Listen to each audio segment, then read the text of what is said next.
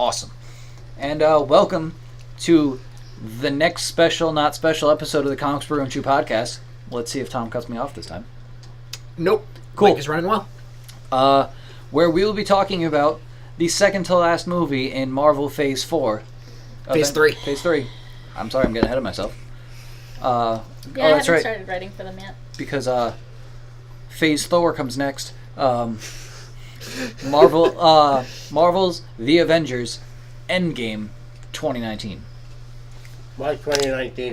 Because As opposed to Endgame 2020 and 2021. Because it was an important year in our lives. Was it? It's the end of a decade. The end of an era. It really is. It is. We're actually recording this on the 11-year anniversary of Iron Man 1. Yeah. That's true. Probably be a couple days before it drops, but... We are also recording it a week after Endgame came out, which means every other credible comic book YouTubing channel has already covered it. And they've already put out an ending explained video, because you really need the ending explained to that movie. Some people we know. Thank God for all these nerdy websites putting out an ending explained to movies. The top 10 lists are great, too. Some people we know need them. I just wouldn't know what would have happened at the end of that movie. I really don't. What happened? Like, I don't know. I don't get it. Not to go off on a tangent, I hate when it's like, the ending of this explained. I'm like, I saw the movie. I know what happened. I'm not a simpleton. Who are these? Who's watching these videos? The same people that consider watching a CinemaSins video watching the movie. The people who watch those videos needs to be a vetting process for the people who shouldn't be allowed in theaters. Children. So, as we're watching this, we have the trailer on, and... I swear to God, that scene is never in the No, movie. it's not. Okay. The trailer is the biggest misdirect, and I love it. There's so little from, past the first 15 minutes in the film. Well, I think that's how a movie trailer is, supposed to work. Instead of showing you the second bad guy that's showing up in your major movie that doesn't really play a critical role, but, we got Doomsday in our movie, though. Yeah. But... or they could pull a kind of related. Godzilla King of the Monsters, one of the new TV spots, is a huge spoiler. That bummed me out real bad seeing that. I saw it at Aruka's last night. I was like, wow, that looks like that. Wow, okay. It is that. And I was like, all right, anyways. What's going on? We're not going to spoil Godzilla, but I'll tell you after. 20 We're going to spoil the hell out of Endgame, though, so be 20 warned. things nobody saw coming in Avengers Endgame. Wow. That's one of the related videos from what we just put guys, on. this is all spoilers. But, the movie's been out for a week. Yeah. The Russos lift the spoiler ban on Monday. We'll probably drop this on Monday. So we'll drop this on Monday. But, be warned. And I even have to say, the guys at Imperious Rex before I left, I noticed, dropped the video, 2 hours ago. And I've been watching all their shit lately. And, they do what we want to do very well. So I think I'm going to start, watching more of them and taking notes. But, Send me links. I will. I think you'll get a kick out of it. And just like them, we also include beer with our podcast and discussions. Today we have a smorgasbord of beers. A fine selection. My boy Thor. And alcoholic drinks. My boy Thor would be proud. We have... Especially in this movie. Oh, especially in this movie. We have Down East Aloha Fridays making a comeback because they were good last time, and they come in packs of 4, and there are 4 of us present. Narragansett Dell's Shandy, the Watermelon Edition, which is fucking fantastic. And an old favorite, because we can't buy our old favorite, Shipyard Melon, because they don't make the melon head anymore. Even though my boss is pretty convinced he saw some melon head at a store the other day. I don't know, maybe. It might be old. It might still be good. We don't know. Also, he's supposed to hook me up with some Georgia Peach beer. It's called Georgia Peach. And so hopefully we'll have that soon. And we also have Buzz Balls, 4 different flavors. Chalk Teas, Forbidden Apple, Watermelon Smash, very Hulk appropriate, and Sinner's Apple Fire. I think I'm not going to touch that one. I don't get it. I don't know. It just sounds dangerous. But, so we are here to talk about what I heard one guy in my theater say, final installment in the Marvel movie franchise, because there's nothing that comes after this one. Nope, not even that big Spider-Man poster that's up in the theater when we walked in. It's the last one. The end all be all. Yeah. Spider-Man. Which I almost bought. They have a special flavor of Dr. Pepper that has Mysterio on it that I almost bought, but I forgot to. Yeah. And I could have, but I didn't think of it. I think I just got distracted because I was looking at Mysterio and being like, wow, he's really cool looking, and then I put it down. Mysterio does look great. Anyways, to Endgame. You made all the money in my wallet disappear.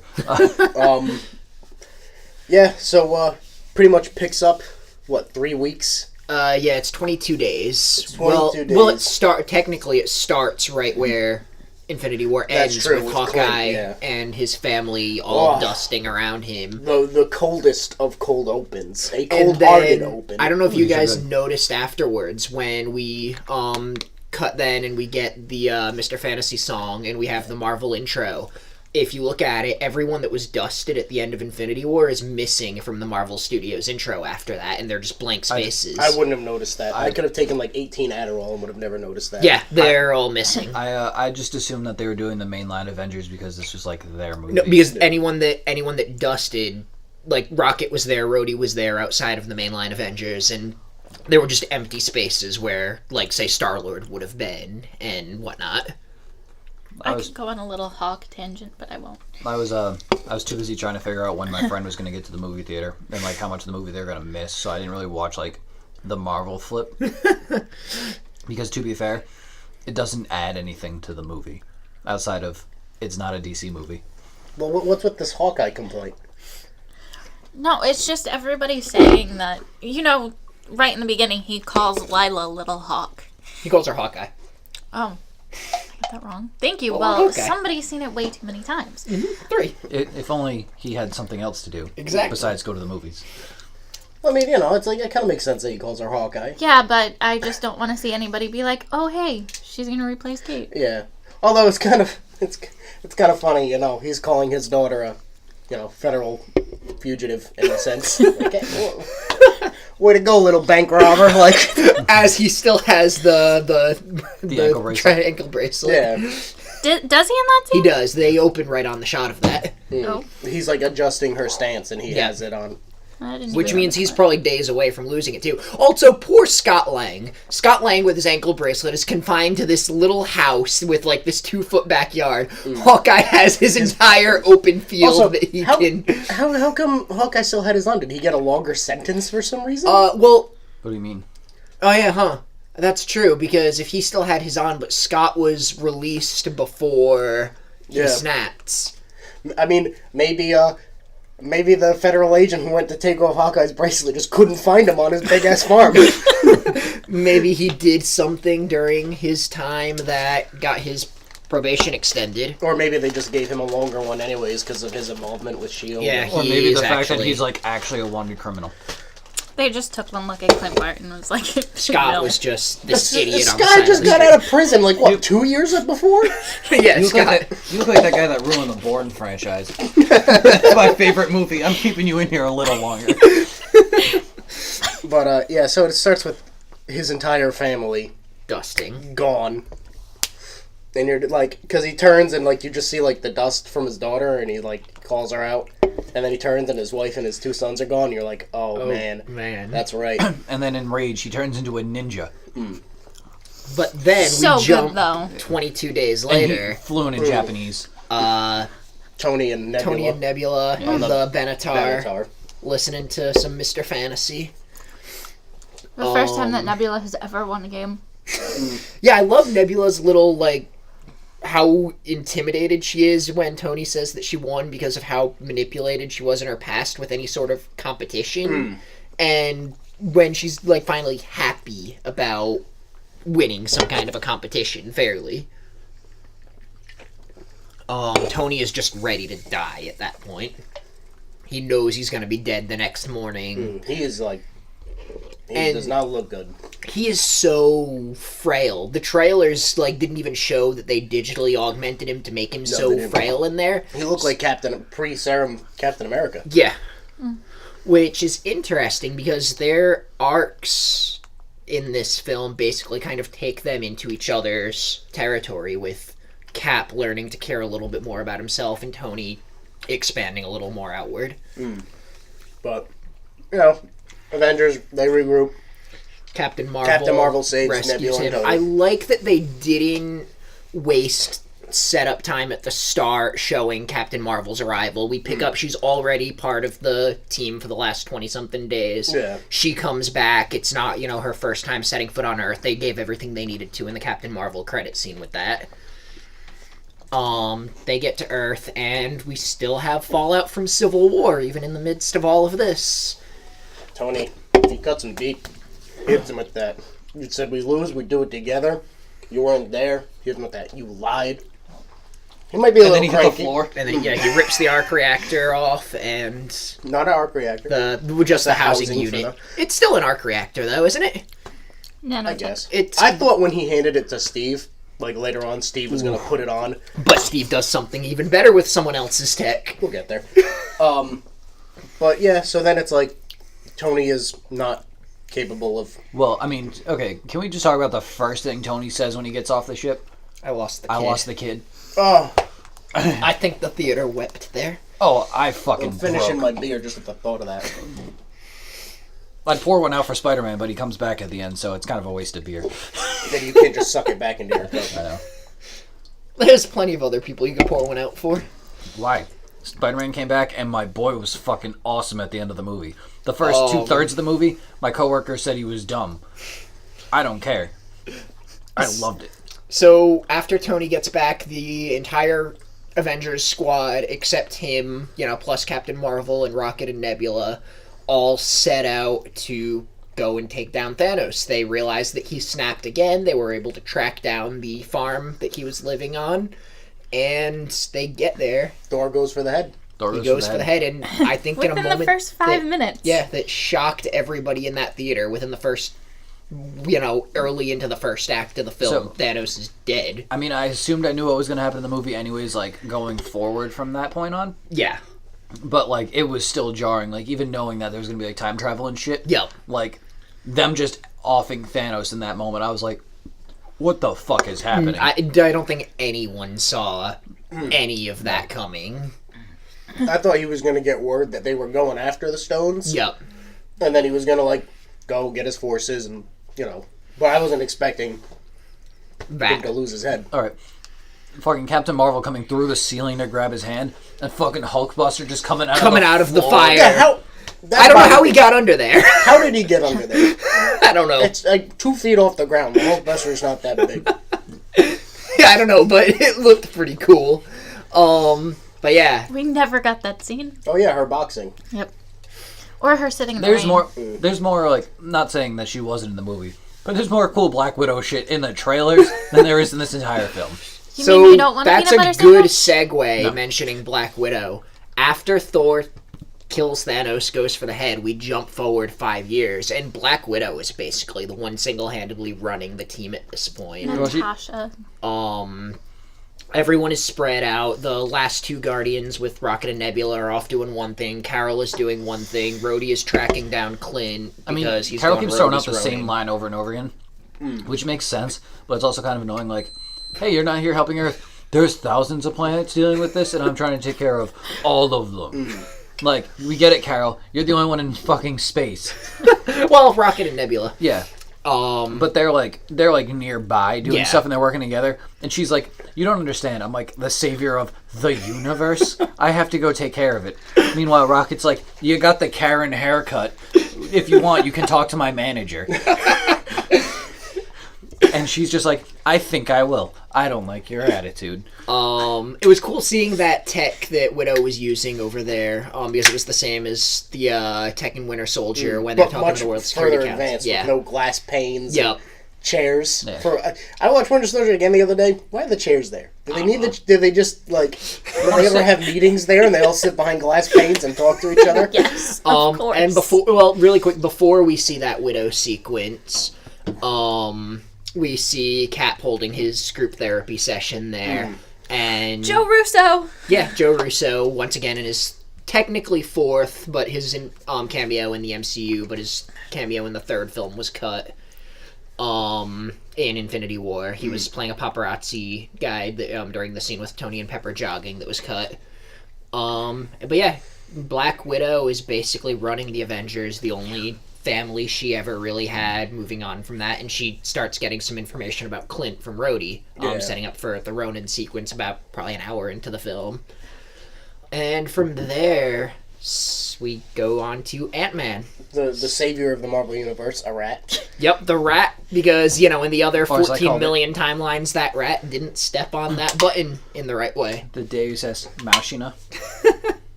But, yeah, so Scott comes back and he's all like, the first thing he does is try to figure out what's going on, and he goes and he finds his name on a list of people who gets were dusted. snapped. But not Cassie's. And then he goes and reunites with Cassie, and it's the first time in the movie I teared up emotionally. Can I just say how disappointed I am, though? That she just was kind of there, and that's it. No, I love little Cassie. That actress is She gold. was, yeah, she was the great, girl in yeah. both of the Ant-Man movies and Paul Rudd had such great chemistry together. Also, the fact that Cassie's now a little more grown up, still no hint at stature. Where's that'll Stinger? probably be an Ant-Man 3 thing. Ant-Man 3 will be Ant-Man the Wasp and Stature, or Stinger. Or whatever, yeah. Stinger's cool. I prefer his stature, though, because I'm a big fan of the Young Avengers. Yep. And, her just going full giant girl and just, fucking wailing on people. And then falling in love with, an Ultron / Cronin, Kang the Conqueror / Iron Man combo is weird. That's weird. That's really weird. Sounds like that's a WandaVision. weird Iron Man. combination of I characters. have an idea for Iron Lad, though. Really? Yeah. Oh. Harley. So moving on to that, speaking of people with daughters, Iron Man's got one now. Yeah, and probably Oh, I mean- another time I teared up. You're kind of just jumping over the fact that Scott goes and finds the Avengers. Yeah. And he's like, hey, I was in this place without time, and we could hypothetically figure out a way. It To wasn't time travel without just time. like in Die Hard. Yeah. Yeah, because... Die Hard is a time travel movie to Scott. But, yeah, great, and then they're like, well, we need someone smarter, so they go to Tony Stark. Well, yeah. Morgan H. So, Stark. question, is Stark Industries still a thing after the 5-year jump? Because he's living just, kind of in his little It might just be- cabin. I imagine It it's still a could- thing. Yeah, I mean, Yeah. just because, Disney's still a thing, and that guy's been dead for a while now. But yeah, so he's living in his cabin with Pepper and his daughter, Morgan, named after Pepper's crazy uncle. And she has the rescue helmet on the first time we see her. Yep. Which I was very excited to see another Your Iron mom Man never scene. your mom never wears anything I buy her. What is it? Define lunch or be obliterated? Define lunch or be disintegrated. Disintegrated. Yeah, that was Great cute. line. That Great was really line. cute. She has like a fake repulsor on her hand. The kid was perfect. So, he's there with his daughter, and Cap, Lang, and Nah. Natasha roll up. You had something to say, Amanda? Keep going a little bit. I'm timing this. They roll up, start talking to Tony. Be like, hey. And he's like, nah, it won't work. Paradoxes, this, that, the other thing. I don't give it, none of this will work. Time travel, you can't do it. And then he tells them they can stay for lunch. And then Morgan runs out and tells them that Pepper sent her out to save him. Because, let's be honest. she realizes that's, probably... maybe the first time Cap and Tony have seen each other in possibly 5 years. Oh, it's definitely the first time. I think they might have seen each other, during the 5 years because he reacted but not They haven't really buried the hatchet, so yeah, to speak. They've probably seen each other, but it seems like Tony hasn't been doing any avenging in that 5 years. But he's still active enough that he's making more suits. Yeah, but it's also just... That's an addiction for him. That replaced, the drinking and everything else he used to do. I'll get there one day.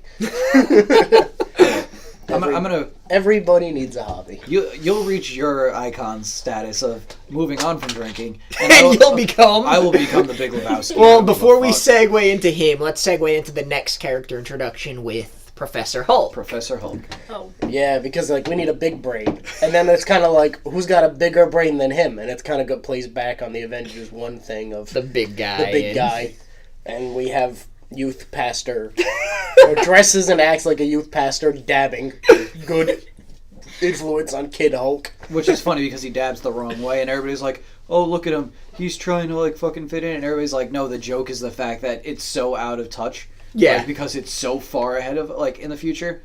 He thinks it's still cool, but it's irrelevant, and he does it wrong. I just realized that. That's 5 years. That's a Yeah, big that's joke scary. back then. Fortnite is still relevant in 5 years. Yeah, that's also kind of bad. But I don't think they thought that one through. No, I think that's... But think about it. It's Korg playing Fortnite, Yeah, so... But that is also a product placement, because at the same time, yeah, Fortnite has those Marvel promos. The Marvel promo. Mm-hmm. But yeah, so we meet Professor Hulk, and I never thought I would miss Bruce Banner as much as I did. Eating breakfast, eating champ, my favorite meal. That giant bowl of eggs and the big bowl of I don't think they were crepes. I think he had pancakes wrapped in bacon wrapped pancakes. Yeah, he had something like that. It was either a crepe or a pancake. It was like the world's greatest breakfast burrito that I would fucking down. And he's just hanging. Denny's is 2 minutes down the street. I'm just gonna go there. And then the kids want a picture with Hulk, and then Ant-Man is like, I'm Ant-Man. They're like, oh, awkward encounter. But moving along, we boy, it's been a hot minute since I've seen the movie. So after that, we segue. It's pretty much right after then. The team starts getting back together. Tony shows up at the Avengers facility with the shield, gives it to Cap. They bury the hatchet officially because what does he say?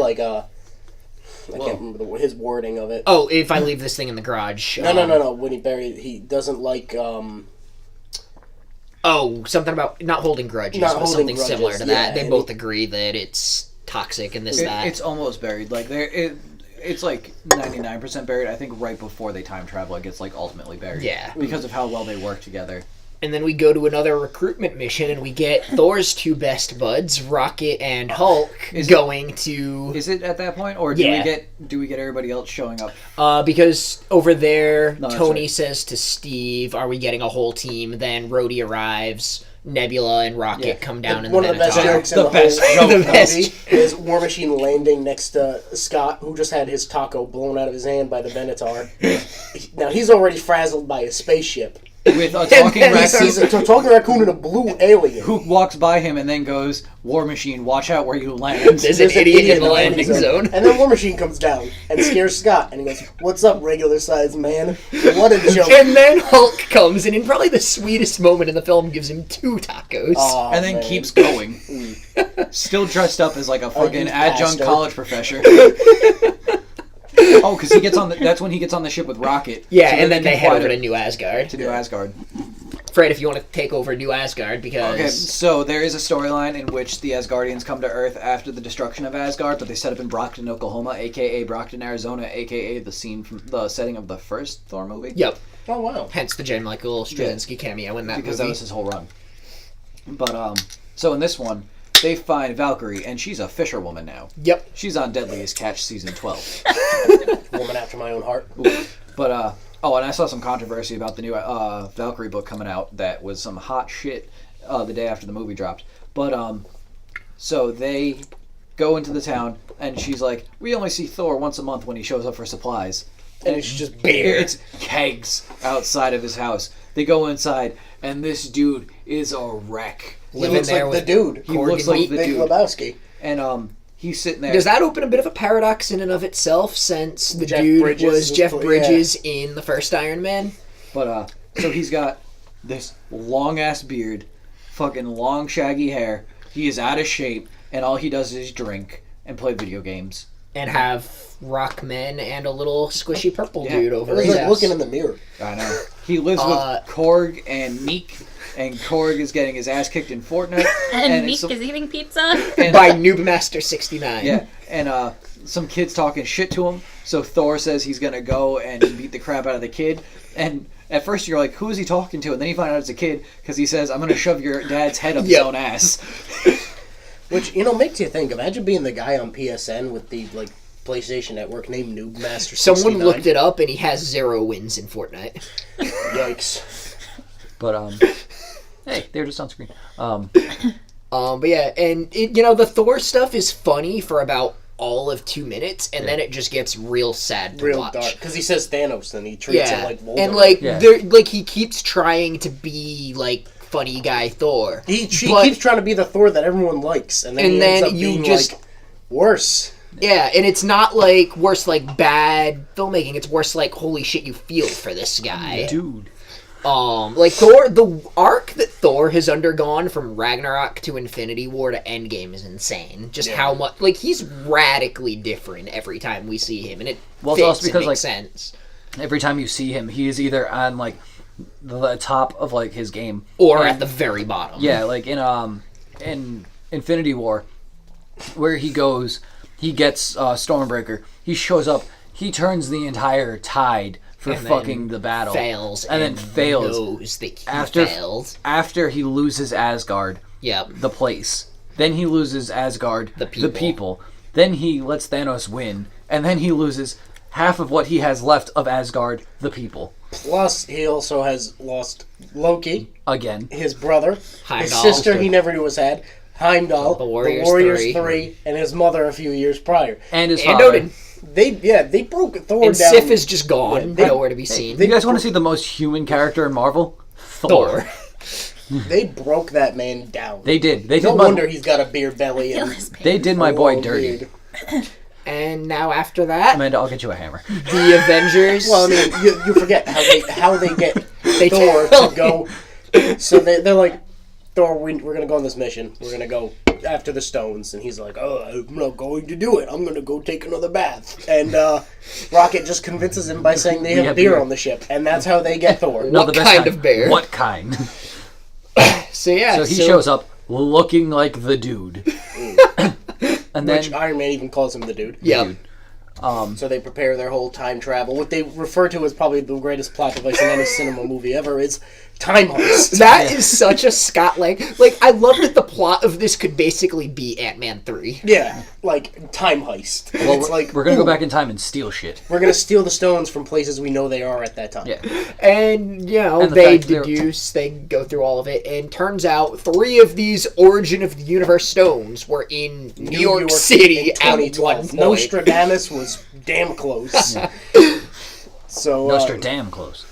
And they hash out their plan. So they go to New York in 2012. The best part though is watching them try to describe everything to one another, because you got like these space guys being like, "We were here with these people," and then Thor's like, "I'm plastered, and I'm going to tell you about the love of my life, Jane Foster." And then I love that he's talking about Thor: The Dark World, and everyone is just rolling their eyes, except Scott, who's just sitting there totally enamored by the plot of Thor: The Dark World. Real quick, this random video that's playing in the background that has a bunch of Endgame clips and stuff.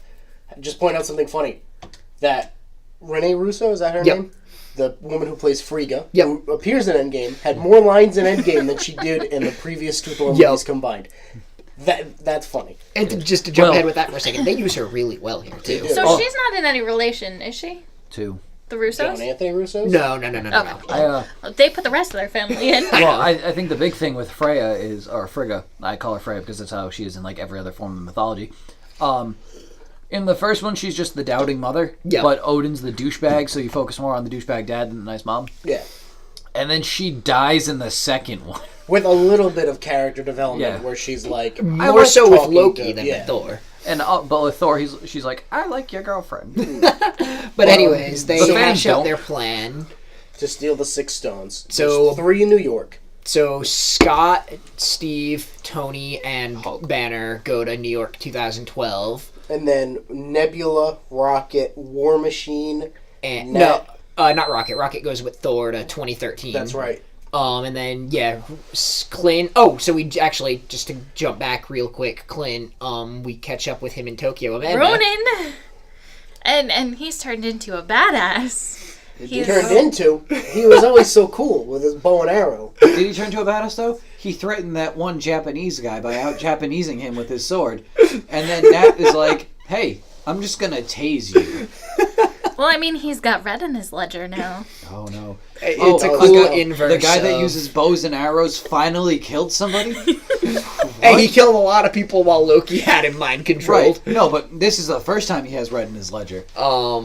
It's a cool inverse, though, of how his and Nat's friendship started. Remember Budapest, with guys? Her as the clean all the one sexual running attention the that's still there. Mm-hmm. And his motivation is interesting. He's just offing any criminal that survived the snap because, good people like his family were gone, and why should these people live? I mean, and it's like... Meanwhile, it's funny that he's taking that vengeance out on other people that, like, good people died, aka my family, you guys lived. Meanwhile, like, he's technically now a mass murderer. Like, good people died, his family, while him lived. Which is something you do see him conflicted with later on. Yeah.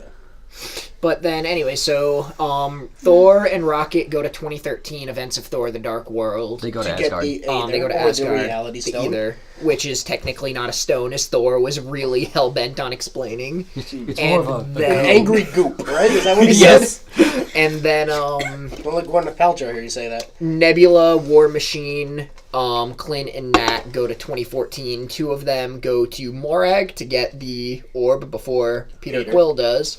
And the other two go to Vormir. Thank God it was those two that went to Vormir. Imagine if it was two people that didn't If care two about other each other. people went to Vormir, nothing would have happened. It would have been like... I saw a really great tweet today. Gonna try to fall in love with Red Skull once I get to Vormir, just so I can beat him in his own game. I mean, What if you fell in love with him and you go to throw him and he just floats over the pit because he's a ghost? But yeah, so I guess we'll talk about 2012 first.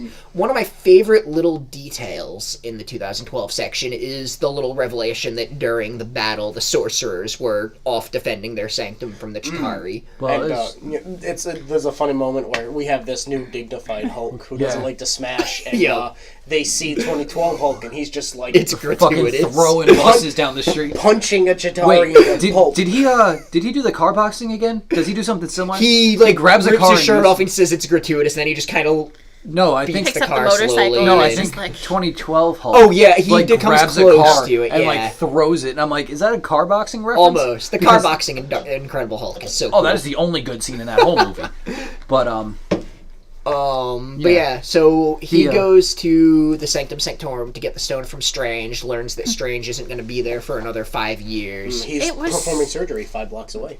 it was so While nice aliens to see were her, invading. though. Yeah, I love the Ancient Ancient one? one. Really It cool was cool, character. yeah. I remember hearing that she was going to be in the movie. Yep, her and Brock Rumlow were the two that, leaked, but nobody had any clue how. There's another rule I want to get to real well once we continue on. But so they pretty much go to right where Avengers 1 ends, with Yep. all 6 of them standing over Loki. And they that's mocked the America's pose. ass. Yeah, they're watching, and there's a comment that I thought he was going to say how bad the costume looked, but no, he just went straight to, man, that costume does no favors for your ass, Steve. Iron Man. Scott then proceeds to salute Captain America's ass, saying it's America's ass. And then there's that fun It little kind of jab is, about how you could pose later when they're doing that really cool pose over Yeah. Loki. It's just like, alright, come on, I need to get this stone. Bunch of assholes posing. Yes, but everybody else just wanted to stare at Captain America's ass. Especially Scott. Nobody more so than So Scott. they're plotting to steal the scepter. Yeah. Hulk's off talking to the Ancient One about timelines and bullshit and justifying how they're not going to fuck everything in the future up. Yeah. So then they're there for the Tesseract and the staff. Yeah. Captain America goes after the staff Fights Captain America. because Hold on. in 2012, Captain America's like, I'm going to go coordinate search and rescue. Yeah. Loki then turns into Captain America. For the first time in canon, Yep. mocks him. Thor puts his little mask thingy on. Yeah. That's a cool little explanation for why he has the mask, because he's not shutting up after the battle. And then, so Captain America goes, and one of the greatest scenes is... When I saw it, I thought of you immediately. Of all the people who come to get Loki's scepter, which then ties into Ultron really well, is it's Strike. Yep. The team that Cap works with in Winter Soldier, who later turns out to be Hydra. Yep. So they have the staff. Captain America gets in the elevator with them. And they're all it is almost a shot-for-shot recreation Of the Winter Soldier elevator scene in Winter Soldier. And you're like, my God. He's gonna do it. In now. my head, I'm like, we're gonna get getting it elevator again. scene. Oh, I thought we were getting the again. elevator scene. Yeah. I was so excited. That's what- How could they top this? And it was, And they top it. Okay, so to be fair, I saw the movie before everybody else in the room saw the movie. So I was like, if I see John, I can't tell him that they do the Civil War, not Civil War, Winter Soldier scene. Winter Soldier. And I thought they were doing the full elevator fight again, and I was like, oh no, John is gonna cream his pants. So, What they do. Cap's like, oh, I need the scepter. Give this to him. Brock Rumlow, a.k.a. Crossbones, back, is like, no, I can't do this. Well, Sitwell's in there too, right? Sitwell is in there. Sitwell, the same dudes from Winter Yeah. Soldier, plus Sitwell. They're all in there, and he's just like, oh, I'm going to run, there's going to be an attempt on the staff. I'm running point. Give it to me. And they're like, oh, I don't know. He's like, the secretary just called me. And they go to call, and Cap goes, no, don't worry about it. And Cap leans in, and he goes, Hail Hydra. And they make one of the stupidest things in comics. Oh my god. One of the coolest things in the movie. Oh my god. I think we've talked about how awful that comic is on the yeah. podcast. The recent Captain America run where he's We're gonna drag this back to Nazis again. Actually, that John and I is made that joke about the such other day. a great moment. And just to backtrack real quick off of that, when Cap and Tony say about not knowing that they were bad guys yet, and Scott's just like, hey, they look like bad guys. Yeah, and they do. Incredible scene. Cap gets off the elevator. He's got the staff. And then the rest of them are working on getting the the Tesseract. Tesseract. Well, They go down to the lobby, and who's there? Robert fucking Redford himself. Who, I don't know if you guys remember this, but he had a movie, Old Man with a Gun. That movie was marketed as the last time Robert Redford will ever be on screen. And then in he a movie. pops up. And then he's in Avengers fucking Endgame. That's gonna be his last credit. Yep, which I guess is fair because this filmed, back to back with Infinity War 2 years ago. So I guess that might have been the last thing he shot, but in theaters, and it's like, that's incredible. Yeah. Just to see him back again. Yep. It's all these little moments of like fan service. But it's not like fan service that's like, hey, we're just doing this thing because you like it's stuff that legitimately like fits. the trench in Aquaman. This actually is good. Oh, no. Hey, I like Aquaman. nobody else does. That's fine. I'm alone in that. It's just it's incredible. So they hatch this plan where Ant-Man goes inside the arc reactor, kicks loose a little doohickey, gives Stark cardiac arrest. And then Thor I was just kind of zaps him afraid that back. we were gonna lose Tony right there. Not gonna lie. And then Thor... I didn't even know if this would work. So Tony drops the suitcase, opens up, Tesseract falls to the floor, slides in front of someone's feet. Well, no, that's not when it happens. Oh, that's right. No, Yeah, so Tony, in the guise of another S.H.I.E.L.D. agent, picks up the suitcase, decides, I'm going to make off with it now, while everybody's distracted trying to save his life. He walks past the door. And turns the door out, bursts well, open. don't ruin it. So when they're all getting on the elevator, you can't fit everybody. Hulk's got to take the stairs. Hulk is pretty pissed he has to take the stairs down. Hulk nails the door open while still griping about the stairs and knocks Tony halfway across the lobby. Tesseract spills out of the suitcase and lands at the feet of the unwatched Loki, who takes it and fucking vanishes. Now, what do we think? Is this the segue into the Loki This Disney is the Plus segue series? into the Loki series. Every other movie with Loki, he's presumed dead, then he gets the Tesseract, then he's presumed dead, then he gets the Tesseract, then he's presumed dead, and then he gets the Tesseract. So that's I will say now, it is the only loose plot line left in this movie. Yep. Is Loki With the taking the Tesseract. Tesseract. Unless Cap did clean it up and the Loki show is something different. Who That's knows? what I'm like, because I'm Cap just does thinking go that back Cap and went clean back up. and cleaned up the storylines, especially if what Cap went back with. Yeah. I figured he'd clean that up first using that and then take what he had and bring it back to where it's supposed to be. Which And meanwhile, speaking of Cap, where are we going now? Well, why don't we keep it with the 2012 and go back to Because- the 70s? well, I was going to say, speaking of Cap, we never actually talk about what happens to him. He gets the staff, he walks out of the elevator and runs into himself from 2012, who thinks it's Loki, impersonating to be him, walking away with the staff. They get into a fight, and Cap from 2012 looks at Cap from 2019 and goes, I can do this all day. And Cap I 2019 know. goes, yeah, let's get this over with. And it's a good fight. Oh, it's a solid It is fight. fun. I love the ending when he knocks himself out. 2019 wins, stands over 2012, looks down and goes, that is America's ass. But even before that, how does he get the upper hand? While 2012 has Well, him in, 2012 has the upper hand. He's got him in the chokehold. and he says, he Bucky's goes, alive. Bucky's alive. And then, he just stops. And then he grabs the scepter and zaps Cap unconscious. and then, so they get, Banner is successful and gets the Time Stone. They get the Mind Stone and the Scepter, and they realize that, Tony screwed up, didn't get the Tesseract because Hulk had to be Hulk. And they realize that, they're almost out of Pym particles. They only have enough for one round trip, but if they go back to 1970, there are both Pym particles Well, there's a and the chance. Tesseracts. There's a chance to get more Pym particles and the Tesseract, and they go to Camp Lehigh in New Which Jersey. is from Birthplace of Captain America, and we and see birthplace of S.H.I.E.L.D.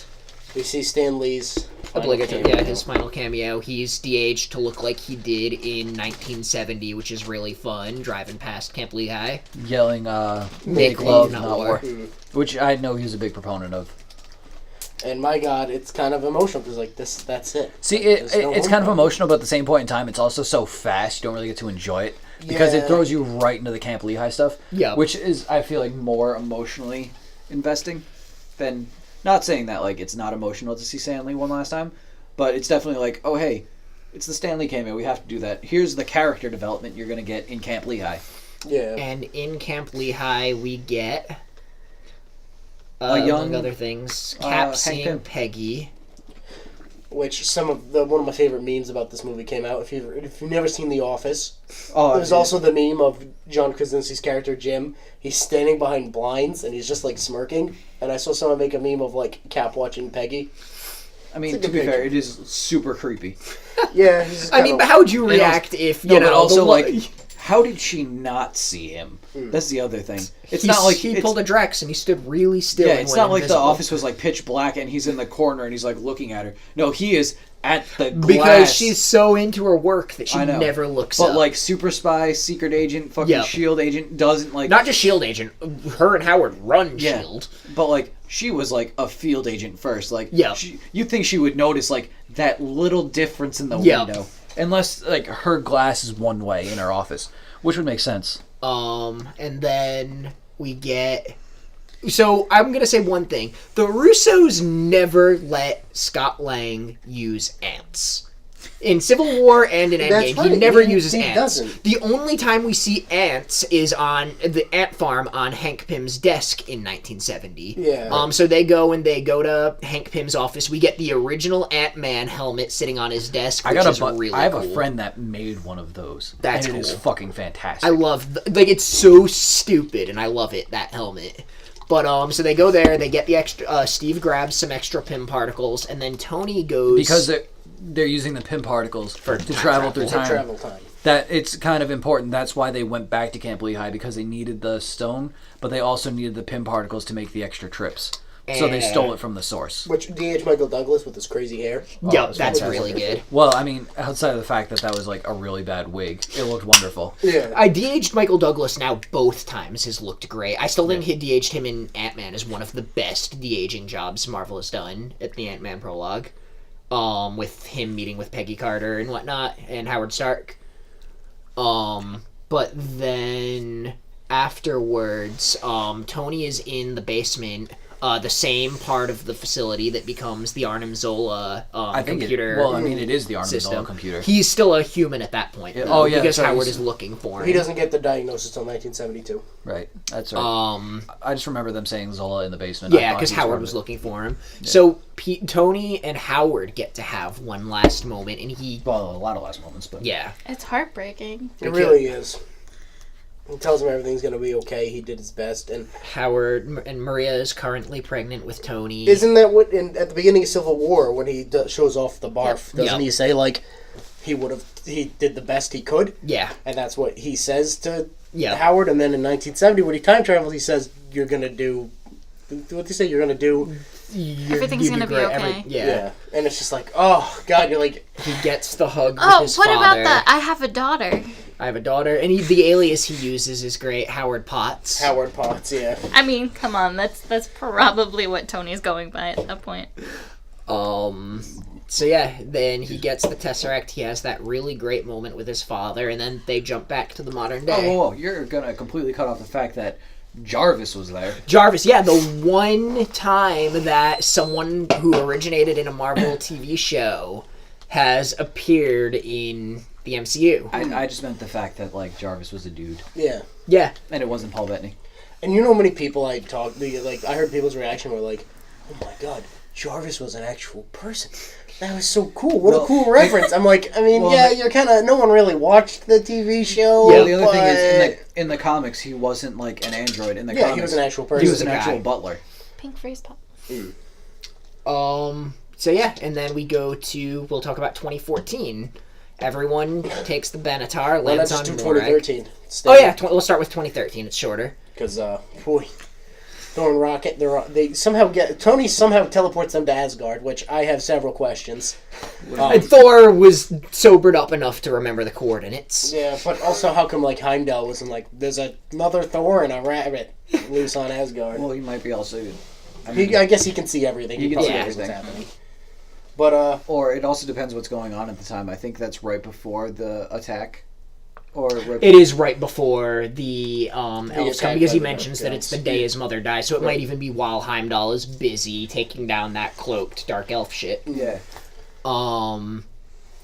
And yeah, Thor has... It's a good thing somebody in this movie remembers fucking Dark World. Thor has this really, really wonderful moment with Frigga that's It's also, you also get to see him not being able to cope. Like, he's already not able to cope with what's happening. And then they take him back to the time where his mother's alive, and the only thing he wants to do is go find his father's wine cellar. His mother died. Right. Yeah. And he knows it, too, and he knows he could save her at that point in time, and he tries. But she won't let him. Yeah. Because it's I not love about that her moment. future. Yeah. But, and then Rocket... And just a little detail. I love that just looking at him, she knows something's up with his eye. Yeah, well, I mean, you know the color of your kid's eyes. You're like, how come that one's orange, that one's blue? That one looks like it was up a raccoon's ass. But, and then, speaking of raccoons going up people's asses, he's like, we have to get this shit while we're here. And he fucking sneaks in on Natalie Portman and just jabs her. Syringe. Which is the first appearance by her in an Avengers movie. Actual appearance. I think it's all repurposed footage from Dark World. I don't think she shot anything new. I think that's why we don't see Rocket actually, stick the syringe or anything. She was at the premiere. The premiere, though. Also, I love how the whole point of that movie is we know how to get this thing out of her. A raccoon has it. It's like Rocket said to Tony earlier on when Tony called him Ratchet. You're only a genius on Earth. Yeah, and it's like the whole point of the movie is like, well, we can't get the stone out of her. We'll have to lure it out with Malekith, and then Rocket has a device. Well, I mean, in space they know more about the Infinity Stones than like anybody else does. Yeah. The Asgardians refer to it as just like this thing. And that's why they trapped it away for so long, because they didn't. Because the Asgardians never refer to it as an Infinity Stone in the film. You hear Infinity Stone in the credit scene from the Collector. Yeah. But, so Thor has this loving, this deep conversation with Frigga. And then after that, what does he do? Oh, after that, what does he do? He fucking stands there, and Rocket's like, "We gotta go, we gotta go." What are you doing? Why are you holding your hand out? I was gonna say, he's standing there with his hand up, and he's just shaking, and all of a sudden, fucking Mjolnir comes through the window and he holds it, and he just the elation in him, and he's like, I'm still worthy, and I'm like, oh, that's cool. And then they fucking come back to the future and he still fucking has it. He still has that. And I was like, what are you doing? You just fucked yourself. That's so here's the thing. But someone, I think it was the Russos, brought up it was either the Russos or the writers brought up a good point. The Dark Elves only went to Asgard because the Infinity Stone was there. Yep. Thor only needed the hammer because the Dark Elves showed up. Yeah. Frigga only dies because the Dark Elves show up. The Aether's no longer on Asgard. The Dark Elves no longer go there. Well, I mean, Thor no longer needs the hammer. Frigga no longer dies. But that's an alternate time. It's and I think Cap brings the hammer. No, and he does. The Aether back. But it's funny because for a second there you think about it and you're like, what if he needs the hammer? Like at that point in time, that's what I thought. And then you just drop it off at the same point. No, that never occurred to me. No, but it's funny because what if he's in the middle of using the hammer, he's about to he throws it and he's expecting it to come back and it fucking just takes off. He sees take a beeline. He's like, oh. Then Cap comes back right at that exact second and puts it back in his hand. He'd still be calling to it and it would show up to him. Yeah, but it would just be fucking funny though that he just chucks it and it just never comes back. I need that in bloopers because I need to watch back Dark World and see if there's a point in time where they're the hammer takes a second. No, you can't have the hammer right now. So that would be when they steal it. But then it goes to 2014 on Morag, right? And Nat and Clint take the ship from Morag and go to Vormir. But on Morag, they leave the pod with please give me time. Nebula and War Machine. One of my favorite bits in the movie when Peter Quill shows up and we get Come and Get Your Love, the Redbone song again, and it's the stuff from Guardians opening, and then it just cuts to from their perspective. There's no music, and he's just skipping through Morag, kicking those rat monsters. And you get one of my favorite lines. But by the way, when you see them dropping it, Nat and Clint drop the other two off with a ship on Morag. Yep. The first thing you see is one of them kick one of those rat creatures, and for a second it's, oh shit, it's Peter. Yep. Oh no, everybody just kicks those things whenever they show the fuck up. But, the Orloni. One of my favorite lines is they're watching Peter dance, and Rhodey turns to Nebula and goes, so he's an idiot. And it's just like, he is. Which makes it even better how they beat him. Oh my god. He's like singing and dancing, and Rhodey just punches him. And it's like that solid Iron Man clang, and he just hits the ground. And then, so they go into the Temple of the Power Stone. Rhodey is worried it's all booby-trapped like Raiders of the Lost Ark. And fucking Nebula just walks up to it and like melts her hand in the force field but grabs it. But, so she grabs it. There's a kind of touching moment between them two about how they weren't always what they are and whatnot. And then we see in 2014... Wait. Before that, getting back to Clint and Nat. Do we want to talk about that first? Does that happen first, or does it keep jumping we get the reveal first. Oh, okay. So we get the reveal first. Thanos in 2014 is currently with Nebula and Gamora, because this is just a couple days before Gamora defects. So she probably has plans to defect from Thanos, but hasn't acted on it yet. She kind of makes known later on. Nebula is just full-on... Evil Nebula. Nebula working for, because she's months away from defecting. And so...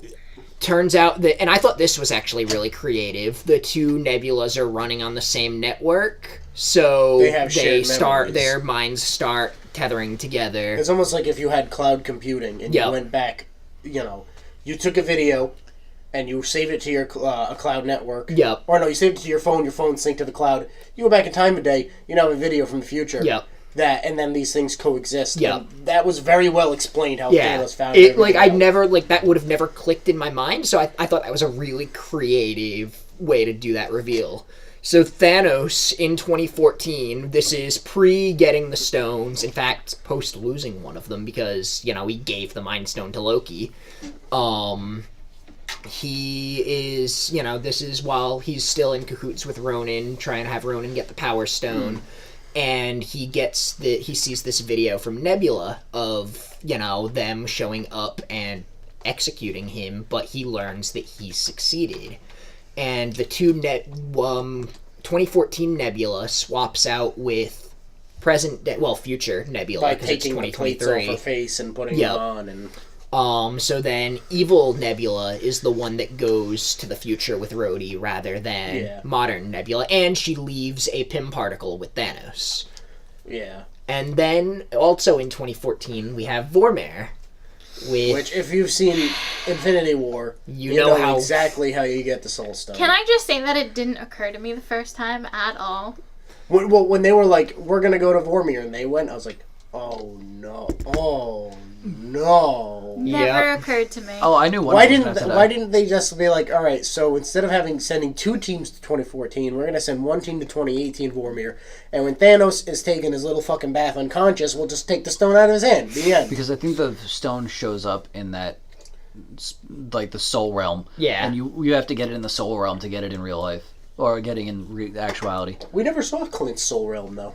No, we didn't see him in the soul realm there. No. We saw him wake up in the pool, but we didn't see him interact with like a gnat the way at the end of Infinity War Thanos interacted with. Because I don't know if it would be appropriate to have him be asked, "What did you have to give up?" and him say everything, and it's not his family.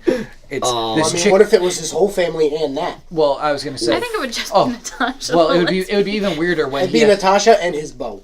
Well, it would be weird. He should have just thrown his bow down. To have his wife there, and she's like, "What did you have to give up to like save us?" And he's like, "Everything." So I gave up this side bitch I used to fuck before I met you and had our kids. Love is for children. She owed him a debt. No, but if you think about it, Lila's older than Nat and Clint meeting. Is she? For the first time. Mm. Do they say exactly when? Oh, so it was an extramarital affair. I didn't think they were specific on when they met. I thought they were. Budapest. Yeah. We don't know that Budapest was the first meeting either. But anyways, they wind up both trying to sacrifice themselves so that the other one doesn't have to. It's like, it'd be a funny scene in anything but this movie. Yeah. The scene is just tragic. They're both trying to stop each other from jumping off the cliff. So that they can do it themselves. And that's like, every time we get to Vormir in both films, it's, a character that we care about trying to commit suicide. Gamora tries to kill herself before Thanos has a chance to they're trying to kill themselves so that the other one doesn't have to, and it's always just absolutely tragic. Same piece of music too. That plays when Gamora falls, when God, Matt falls. You start to hate that song. You Yeah. hear it and you're like, I hate this. This is terrible. Why would I ever want to listen to this, Alan Silvestri, you son of a bitch? Yep. So, they get the sixth and final stone. Yep. And they all go back to New York, happy as clams. They all pop up and like, yeah, we did it, yeah, we did it. And then they're like, oh shit, where's Nat? And it just, to go back to the beginning of the killed film where me. Nat is basically the one running the Avengers here, and she says, this is the only family she ever really, was able to put together and have, and she sacrificed everything for this family. And she didn't even get that 5 years with her best friend. Oh, and it's just like, they have this whole thing where they're like, oh, they did it. There's a meeting between the original 6 where they're all sitting by the lake. 5. 5 of the 6, because Nat's dead. Yeah, Hulk throws a bench, which might come back later. Damon Lindelof is real excited about that bench. Is that the one? It's not. He doesn't land where Cap sits on it. No, That's Damon Lindelof. That's what people think. Some people, when Cap went and cleaned up the top, you never hear the bench crash, so Cap went and scooped that out of the sky and brought it back with him. It's a different bench. I paid attention to that on rewatch. Of fucking course you did. You fucking psychopath. How many Adderalls did you take? Amanda's over there like crying and needing like comfort and stuff, and Tom's just like, that bench is made out of different material. It's like, hold on a minute. They're not in the intro. I didn't see them. They're there. That's not them. They're there. Let me take some more Adderall. Bawling her eyes out. But yeah. So they decide John can't feel his hands. Thor volunteers to be the one to do the snap and bring everyone back. Everyone's like, "No way, Thor!" Because not imagine happening. drunken Thor snapping his fingers, Thor and instead of bringing everyone back, you just get Natalie Portman and Frigga. Probably. And Mjolnir, a whole mountain of Mjolnirs, and lots Or of a beer. recast of Natalie Portman. But so they build the Stark Gauntlet, They do. which is pretty fucking cool. Yeah. I'm just surprised they didn't just take like the Hulkbuster hand and be like, here, take it. And Hulk decides to be the one well, to snap his because finger. Which is a really cool callback to the first Avengers, where they track the Tesseract by the gamma radiation that it emits, and so it's cool that they bring it back to the fact that the stones emit gamma radiation. I was gonna say, I think it's just because it's his nanotech in the glove that allows it to morph around the stones, whereas opposed to like the Hulkbuster, it doesn't. Right. But in the original comics, the Infinity Gauntlet isn't a thing. Excuse me. It's Thanos' glove. Yeah. And he just Slaps the stones. pushes on them it. in, and it makes a gauntlet. He's like, eh. Yeah. Why not? Little Elmer's glue. Yep. But yeah, and Hulk does it, and at the same time, evil Nebula slips away and uses the quantum realm time machine to bring Thanos and his entire army from 2014 into the future. Which is bad. Yeah, and so Hulk snaps his fingers to undo Thanos' first snap. But Tony had very specific requirements. He cannot lose his family. Well, no, He that's doesn't what wanna, they just undid what he did. They brought everyone back. And like he snaps his fingers, and they're all like, "Well, what happened?" And then Hawkeye's phone rings, and it's.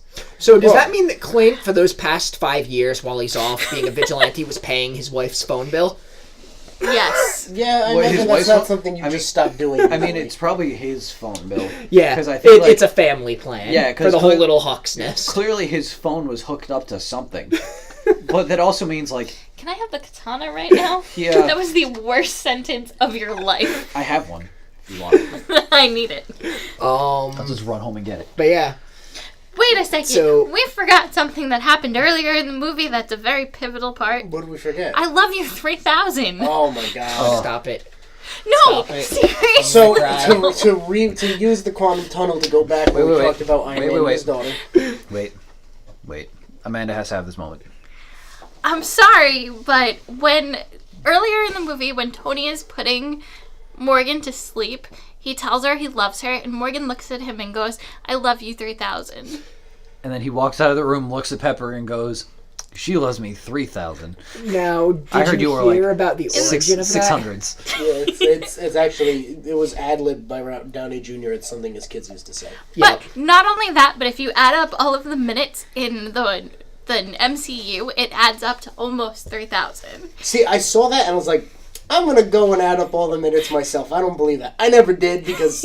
Yeah, Math I mean, I is doubt hard, that was but- intentional, but it's cute. Yeah, and if you add up all of the minutes in the DC universe, it's in that low range that Pepper was in, so... But also, at the same point in time, we forgot to mention the fact that Tony runs the simulation that they're talking about and proves that time travel can happen, and then shits himself and has an existential crisis because he's not sure whether or not they should, because the risk is too much. Or more importantly, And then Pepper makes him go. Tony only goes back in time and Tony only tests his theories about time travel because he gets water on a picture of him and Peter.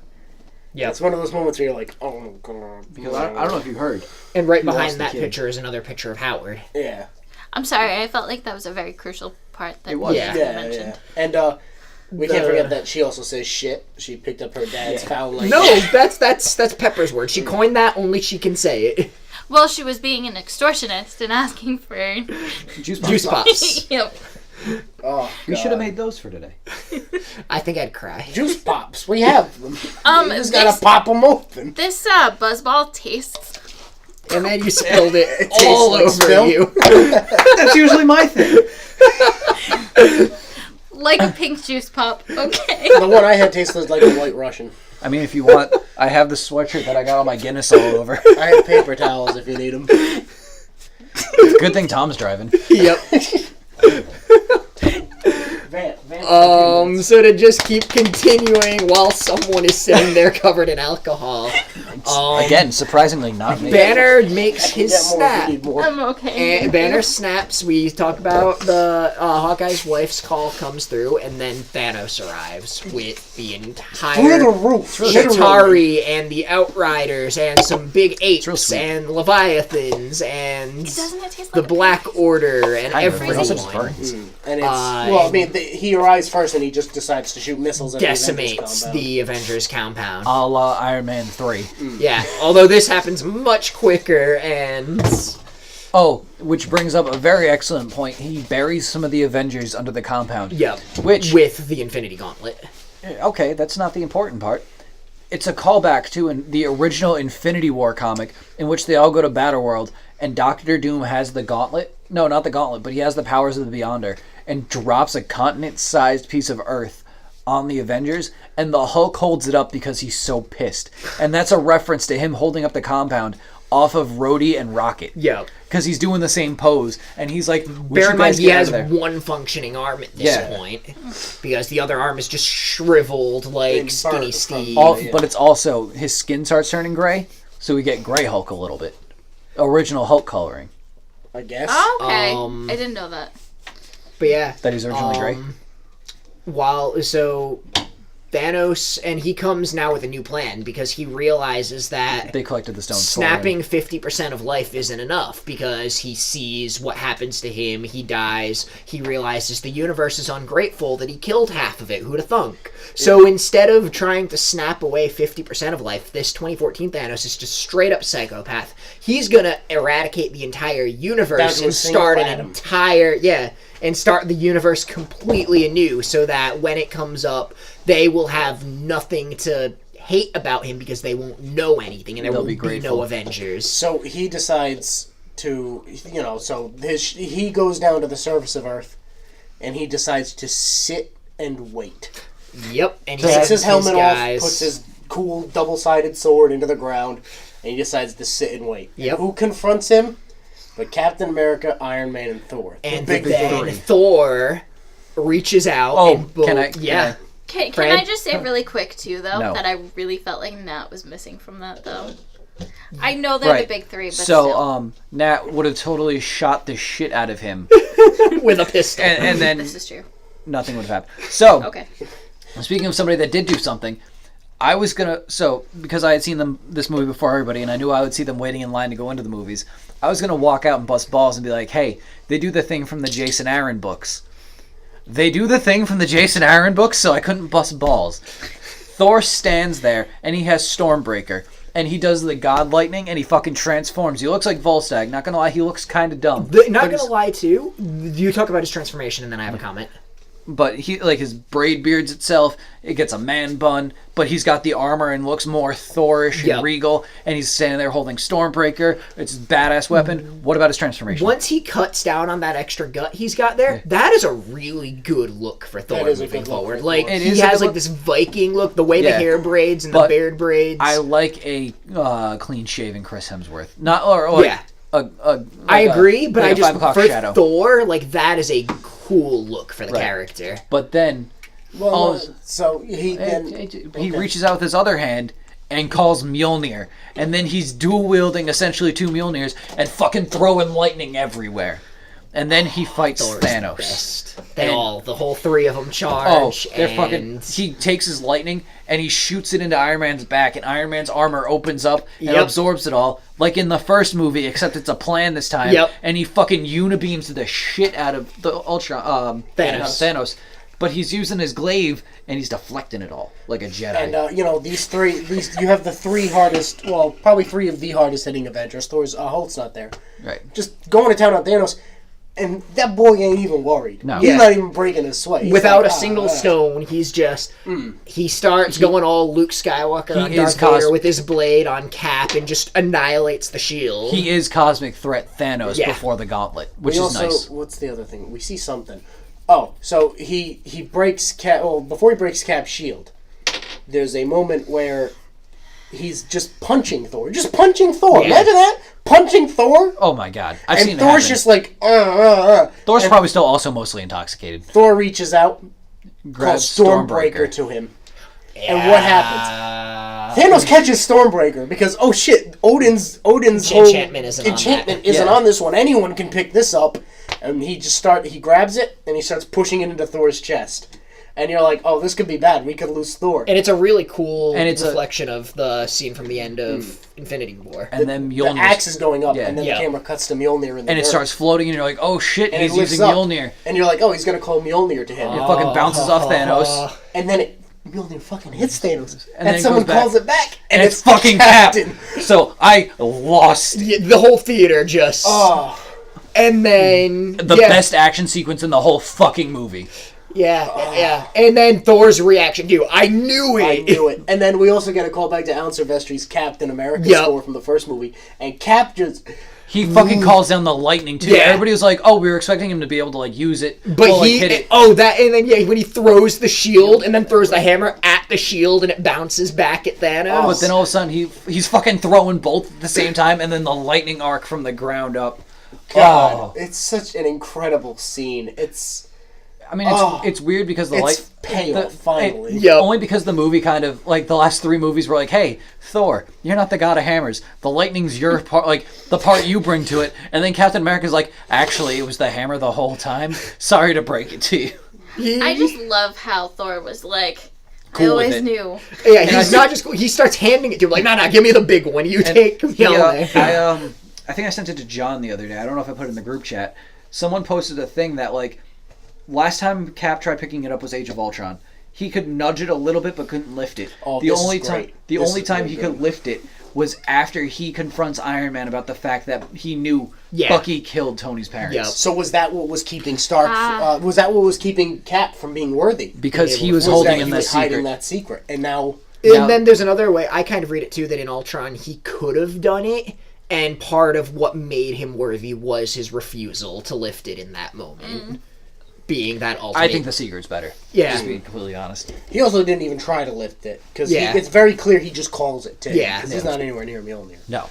But, and the fact he was like controlling it mentally, too, because he got it to hit Thanos first and then come to him. Might be the best, I think it's my favorite scene, second favorite scene in the MCU. Which is first? We're getting there. Oh, She's telling you to calm down. I thought it was going to be I thought it was going to be from an earlier movie. Do we segue to On Your Left? So On Your Left. It gets dark. Everyone's down at this point. Everybody's down. Rhodey, Hulk, and Ant-Man, Ant-Man. Rocket are still buried under the complex, which is now filling up with water. Before we get to On Your Left, we'll talk about in the compound there. Clint's running around with the Infinity Gauntlet. Clint's running around. It's getting passed off. But then original Nebula and Gamora come to terms with, what Thanos is. Gamora, Oh, we forgot to mention, Thanos brings 2014 Gamora with him. Yeah, because they were in the ship at the time when he jumped. Yeah, that's actually a pivotal part. And Gamora and Nebula go and confront evil Nebula, and Nebula just straight up shoots her old self. Did we also mention how we know the difference between old Nebula? Yeah, with the faceplate. And the big thing is, John and I have a coworker who was convinced her name was Neptune. He kept saying Neptune. Oh boy. But I like that really reinforces the way time travel works in this, where changing the past doesn't change the future, and her killing her old self doesn't do anything to herself now because of multiverse shit. There was a comic in which the Fantastic Four, the Thing, goes back in time and gives himself a Thing formula. Yep. And he unthings in that timeline, but the future Thing doesn't unthing, and past Thing tells him that whatever you do in the past doesn't affect the future. Yep. So which is literally what happens with the Nebulas here. Which is funny because they use that same principle in a Marvel movie. Which also is very in line with the way that the multiverse is described in Doctor Strange. It is. But anyways, do we get to On Your Left? So, it's looking real bad. Well, good Nebula kills bad Nebula. They get the gauntlet. They get out of the hole. Ant-Man shows up, saves all the others. By becoming Giant Man. That's not yet. Well, it happens. Cap stands against Thanos. Cap. Very reminiscent with of a shattered shield and a hammer. Just so you know, identical to how the shield was broken in Age of Ultron. He could do this all day. He doesn't say that to Cap. To Ultron. No, Thanos. Thanos. I'm just saying he could do it all day.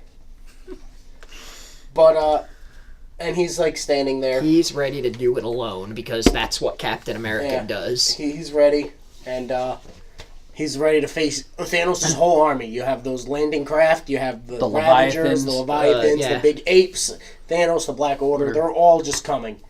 And Captain America's standing there alone. There's the ship too. I forgot what it's called. The Sanctuary 2 is Thanos' ship. Sanctuary 2. And all of a sudden, Cap hears. What is this? Crackling through the radio. You hear crackling through the radio, and then you hear on your left. No, he goes, it's, hey, Cap.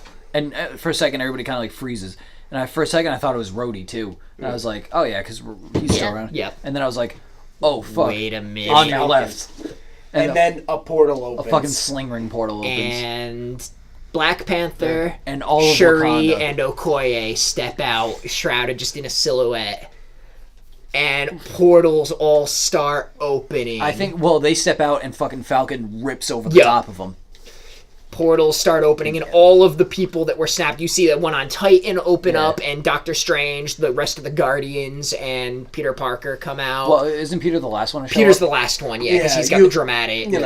But literally everyone, anyone with any powers in the MCU, we get washed down to Howard the Duck shows up in this fight. The Ravagers from the Guardians movies, the entire I don't understand. It's just I just think it's funny. It's because I hate Howard. Yeah. That's why. Okay.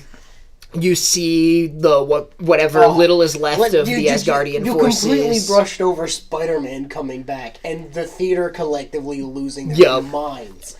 Korg and Meek, some Asgardians, Wong and Doctor Strange, and a whole barrage of sorcerers. All the sorcerers. Everyone just steps through. If anybody has an army or a society behind them. Oh, that's right. I forgot. Giant Man's. Ant-Man goes the biggest giant man he's ever been. Yep. He comes out of the ruins, opens his hand, and you have Rocket and a brand new War Machine, which is very reminiscent to his more traditional comic appearance. It's bigger and bulkier. It's big, just giant anime mech. Also, possibly might be blue and red, similar to Iron Patriot. It's kind of hard to tell. We've been debating it. I think it looks a lot like Iron Patriot. Valkyrie is there on a Pegasus because why not? Yeah. Well, that's how they transform. And what does Cap say? There's this whole lineup. The Avengers theme is building up. And they just go through this down the line of this line of heroes, and you have everybody, and you get chills, and you get emotional, and maybe you cry because maybe that's something you do because you can't believe this. And no judges, and it's all the Avengers, and Cap says, finally, he says, Finally. Avengers assemble. And then they all charge and fight. And and Pepper's there in rescue. Pepper in the rescue suit. Finally. And I've been fucking waiting. teams up with But- Iron Man to fight. Avengers Assemble was still tainted with sad since Natasha was not no there. Nat, yeah. But, No Nat, no Vision. Maybe no. maybe they'll start calling them Black Widows Assemble. Yeah. But yeah, The, Tony gets to have his moment with Peter. Tony hugs Peter and Finally. this is nice. He hugs his dad and he hugs one of his first sons. Giant man punches a A Leviathan, Leviathan and just kills straight it. in the face. Oh, what a cool Fucking moment. Thor tosses Mjolnir to Cap, and he's like, "You can have that one." Well, no, because they both call their hammers back, and Cap gets Stormbreaker, Yup. and Thor gets Mjolnir, and then Thor's like, no. I want that one. We get a nice moment with Quill and Gamora on the battlefield because Is that a nice moment, though? she has no idea who she is, kicks him in the balls. He's happy, yeah. Yeah, She it's needs nice him for twice. him. She's just like, that one? It was him or a tree, says Nebula. But, literally, this is, You know what? This is the payoff that, Now that we we've say it, been though, waiting for yeah, forever. Not a lot of Groot. No, although we get a really great moment when all the ships start firing, But guys, and though- Rocket dives on Groot and blocks him Yeah. because he doesn't want to lose Groot again. What about Wanda's moment? Oh, my God. Wanda's You moment was took great. everything from It's me. right here. And then This is totally not a pirated not movie. It's on We're YouTube. not Just some watching clips anything. on There's YouTube. nothing So on the television while I was in right the now. theater, I looked over at my friend who I saw it with, and I was like, "Do her boobs get bigger in every movie?" But yeah, she has that really great moment, and then there's also just this really cute moment in the battle, referencing back to Ant-Man and the Wasp, where Hope mocks Scott for the way he says Cap, and then when he gives Ant-Man and Wasp an order, and she responds to him as Cap, and then he just kind of smiles at her. Well, and then They're so cute. so Thanos is kind of getting his ass kicked a little bit, and he looks at his ship and he goes, like, he just tells him to open fire, and they're like, "Oh, but our guys are down there," and Thanos is a douchebag, so he's like, "Of course I don't care." They fucking start shooting at everybody. All this crap's going down. And then the sky starts glowing. No, and then they stop aiming at the ground Yep. and start shooting at the sky, and Thanos is like, "What are they doing?" And everybody's confused, and fucking Carol comes out of nowhere and fucking T-bones She them. kamikazes that ship. Except she makes it. Yeah, she goes right through it. She just, just Like like at the 3 end times. of Captain Marvel with all of the Kree ships, she just obliterates this thing. But it's also funny because they have... So, Clint had the Infinity Gauntlet. He's tearing ass. Fucking Black Panther, which I know Tom's going to want to bring up. Hey, in the first time they meet each other in Civil Yep. War, Hawkeye He tells goes, him his name is Clint. "I'm Clint. I don't care." And then he calls him Clint in this movie. Wow, look at all that respect. So then Clint tosses the gauntlet to Black Panther, who's fucking using the new Black Panther suit, so any momentum's charging the vibranium. And then he tosses it off to Spider-Man, who's fucking going balls to the wall. Go ahead. Spider-Man tells Karen to turn on instant kill mode. And, And yeah. he just starts, and the Iron Spider just starts stabbing Outriders like it's going out of style. But then we get my favorite moment where Peter gets to ride on a Pegasus, and it's just the silliest thing. But then when Carol shows back up on Earth, she looks at Peter and goes, "Hi, Peter. I heard you have No, something he's like, for me." he's hugging it, and he looks terrified. Yeah. Yup. He's like, "I'm Peter Parker." I love that. But she love goes, her. "I heard you have something for me." And then you have an awesome scene with Which, all the female to be, Avengers. I just wanted to say, in the comics, Minus Nat. Minus that. Peter and Carol have something Sorry, of a it's just she relationship. felt like she was missing. But yeah. Yeah, it's cool to see. It's a very Some- it's a I know- really cool moment. Some people And- I know yeah. are gonna bitch about it because like, oh, it's kind of heavy-handed. Yeah. They fucking shoehorn in all the chicks. Like, Well, what are they upset? They had a scene with just all the female Avengers in Avengers 1. Remember that scene with just Nat? that is not, yeah. The only thing this is it's- like the inverse of it. It's everybody but Nat. It's funny too. It's just the funny thing about it. It's like, okay, so they were all in the same spot on the battlefield at the same time, but it's a great moment. I Yeah. absolutely love it. Like, Because I they don't were give a like- shit that it's. Even Mantis is there. What's Yep. she gonna do? Put him to sleep? Yep. Like, Yeah, because everybody's she did like, once. it was funny because they're like, oh, Carol's gonna need backup, and they're like, it's already taken care of, and fucking just like everybody goes ham. All of them show up, and it's cool. And then Peter Parker is just standing in the middle of that lineup, like, what's going on? Can one of you be my new mom? I'm not comfortable with But the fact that then- my surrogate mom is currently tapping Happy Hogan. So Hope and Scott are going to Luis's van because Has that's anybody seen the that brown quantum van? tunnel, and they need it to get The stones back. they need it to send Thanos back and the stones back, and it gets obliterated in the battle. So, oh no, what do we do with The van Thanos gets now? Just to clarify, the van gets The destroyed. van gets destroyed. And then Thanos gets the gauntlet. And Thanos has no understanding of how 2023 Stark tech works. I mean, Carol also puts up a really good fight. She against does. when him. he Captain headbutts Mar- her and it just does She nothing. doesn't do anything. No, Captain Marvel does the Captain America thing from Infinity War. Oh, but but it works. yeah, where she holds stops. the hand open, and he's trying Oh, to crush yeah. her, and she pushes his fingers back. And the only way he's able to get her is by ripping the Power Stone out of the glove and punching her with the Power Stone. Yeah, specifically. And then he puts it back in the glove. And Which then is cool because it shows they can be removed and used at the same time. Tony leaps onto Thanos, grabs Well, his no. hand. There's one scene where Tony goes to Doctor Strange and he goes, "Hey," and the Oh, yeah. 14,600,000 or Whatever, 14 that million. you see is like, please tell me this is the one where we win. And Doctor Strange tells him, I can't tell you. "I can't. If I tell you what'll happen, it won't It'll happen." ruin it. And then there's like Cap's like Iron Man's on the ground, like trying to get back up. He sees Carol fighting Thanos, and Doctor Strange is nearby. And Doctor Strange looks at Iron Man, And he puts his finger up. He puts his fingers down. Yeah, So he has the just one. one up, and he's telling him like, "This is it."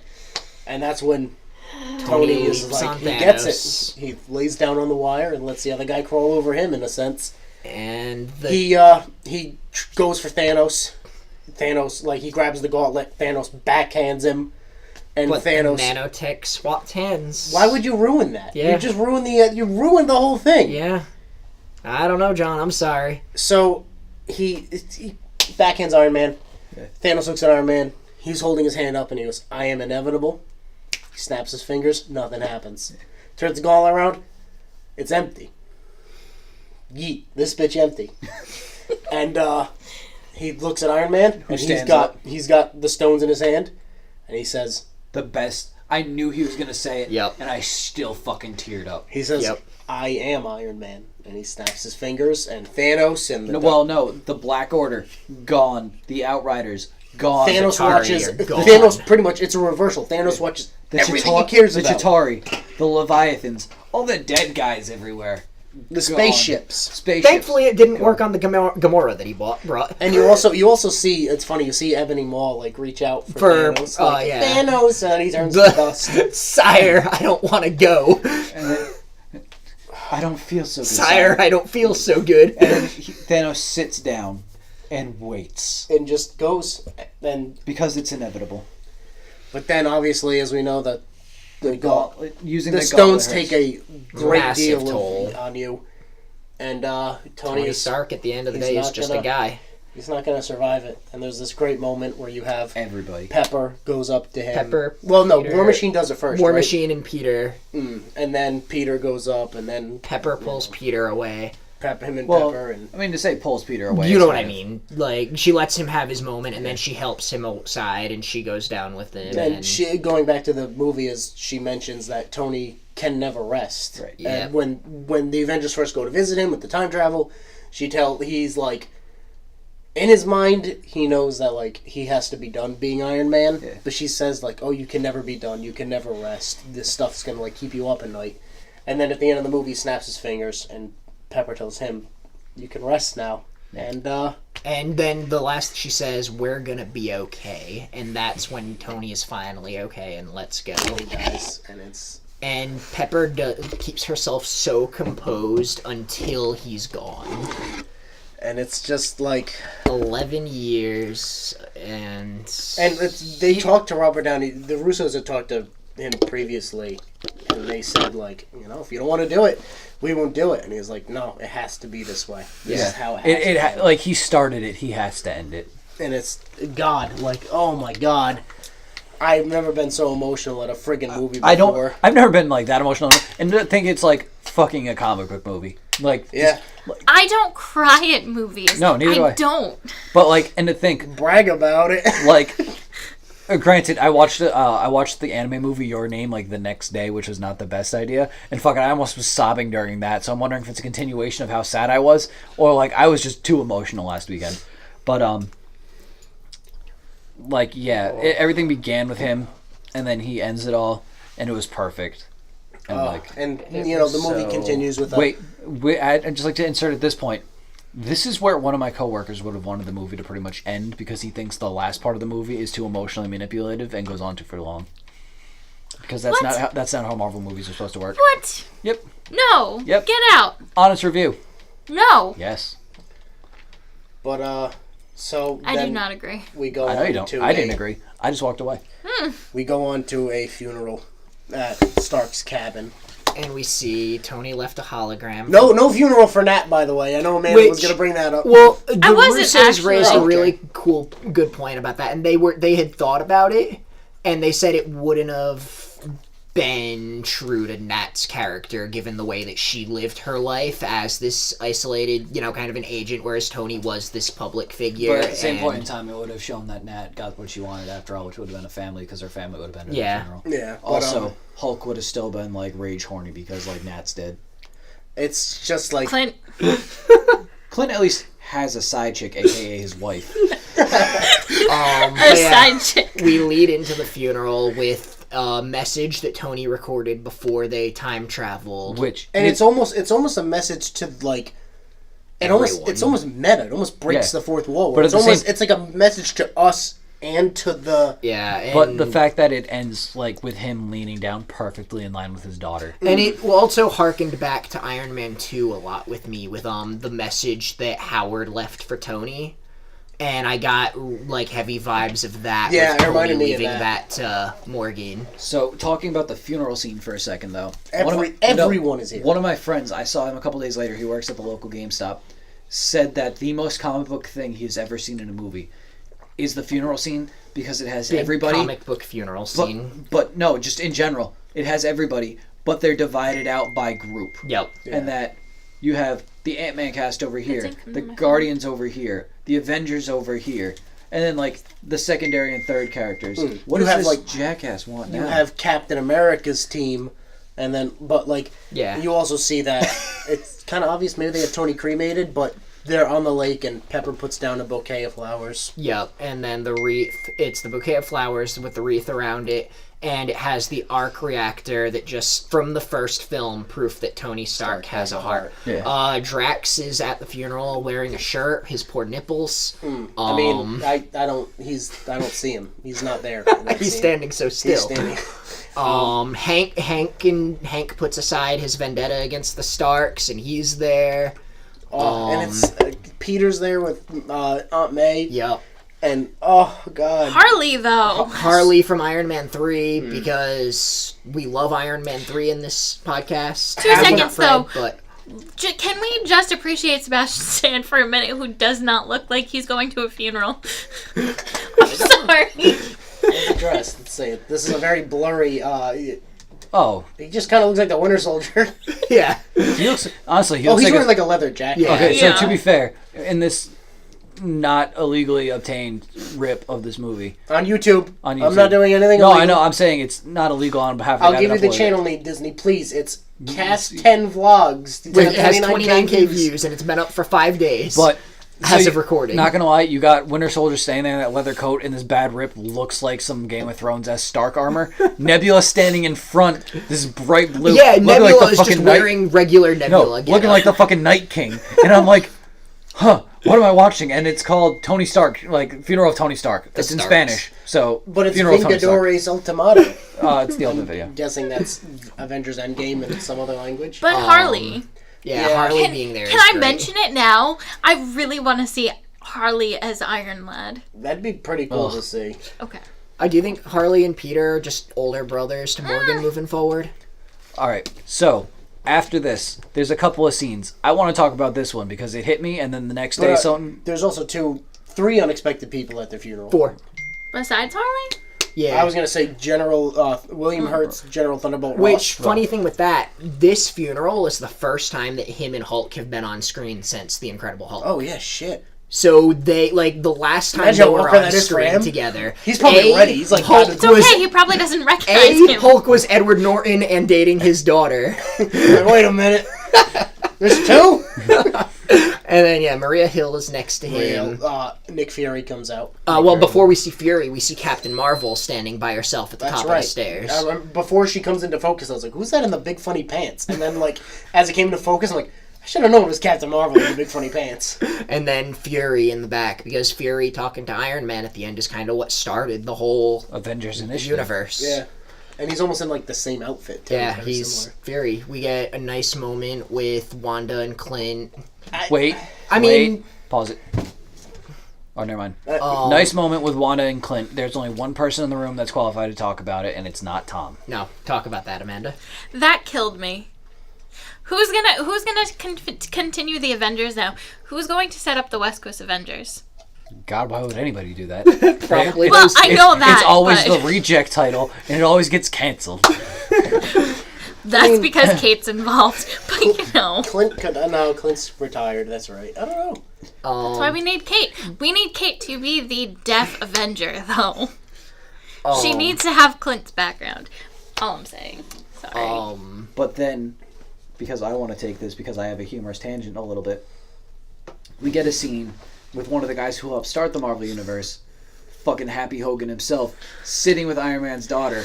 And cheeseburgers. Yes. Yeah, no, it's not cheeseburgers, though. Because she's still a kid, she pronounces them cheese boogers. I didn't even notice that. Yeah, she calls them cheese boogers. But the next day, my mom goes, hey, you want to do burgers for dinner? And I said, I am not emotionally ready for burgers. Thank you kindly. So the other really... And I had to explain to her why I was not emotionally ready for cheeseburgers. Yeah. Ordered Domino's online because it was easier. That was such a wonderful callback to the first Iron Man at the press conference. But it's also so poignant when we talked about kind of the meta nature of Tony's, hologram there.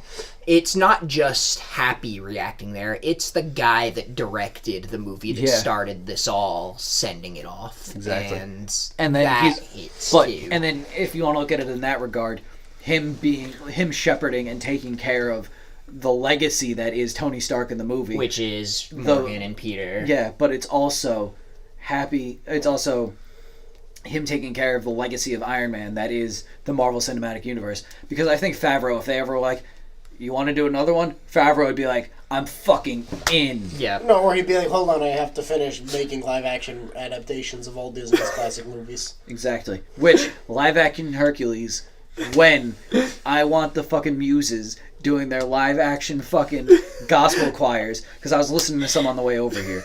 I have 3 songs from the Hercules soundtrack on my iPod, and they're all the Muse ones. Anyways, to go past the funeral, everyone starts kind of emotionally winding down. Yeah. We have Fred's boy Thor linking Thor up with the Guardians. Before Thor walks into the Benatar, we see a screen on the Well, no. Before he walks onto the Benatar, he stands over New Asgard and declares Valkyrie the new queen of New Asgard, and then joins the Guardians, and then they become what is one of the best running. Well, that's not best running in numbers, but I love the shit out of it. Running books at Marvel right now. These Guardians of the Galaxy. But before Thor walks on the ship, Quill and the rest of the Guardians are looking at the monitor. And Gamora's Gamora's face is on there and it says searching, which, I feel like they're going to do a very Star Trek 3 Search for Spock thing with Guardians Volume 3. How the hell did she get off Earth? I don't know. How did Hulk get off of Earth in Ultron? He hitched a ride on a Quinjet. He had a Quinjet. He went through a jump point. Yep. So she probably did something very similar. There were plenty of vehicles there that she could have taken in the wreckage. Benatar. She's just in the closet. She's like, remember the crawl space from the first one when the green lady comes up? That's where she is. But I think they're going to do a very Star Trek 3 Search for Spock thing, because it's same thing where Spock dies in Star Trek 2 and they find a version of him that doesn't have all of his memories and doesn't know everything, and I see something kind of very much in that direction going. And then we go into the last kind of bit winding down with Cap and his little trio that is him and Bucky and Sam. And what does Cap decides he's gonna take the stones and take Mjolnir and put everything back and fix all of the timeline mess. And it'll take 2 seconds, according to Hulk. Yeah, it's how long is this gonna take? However long it takes them for us. 5 seconds on our end. And then nothing. Then they sit there, and they're like, something went wrong. And Sam is like, get him back. And Bucky is just, he knows.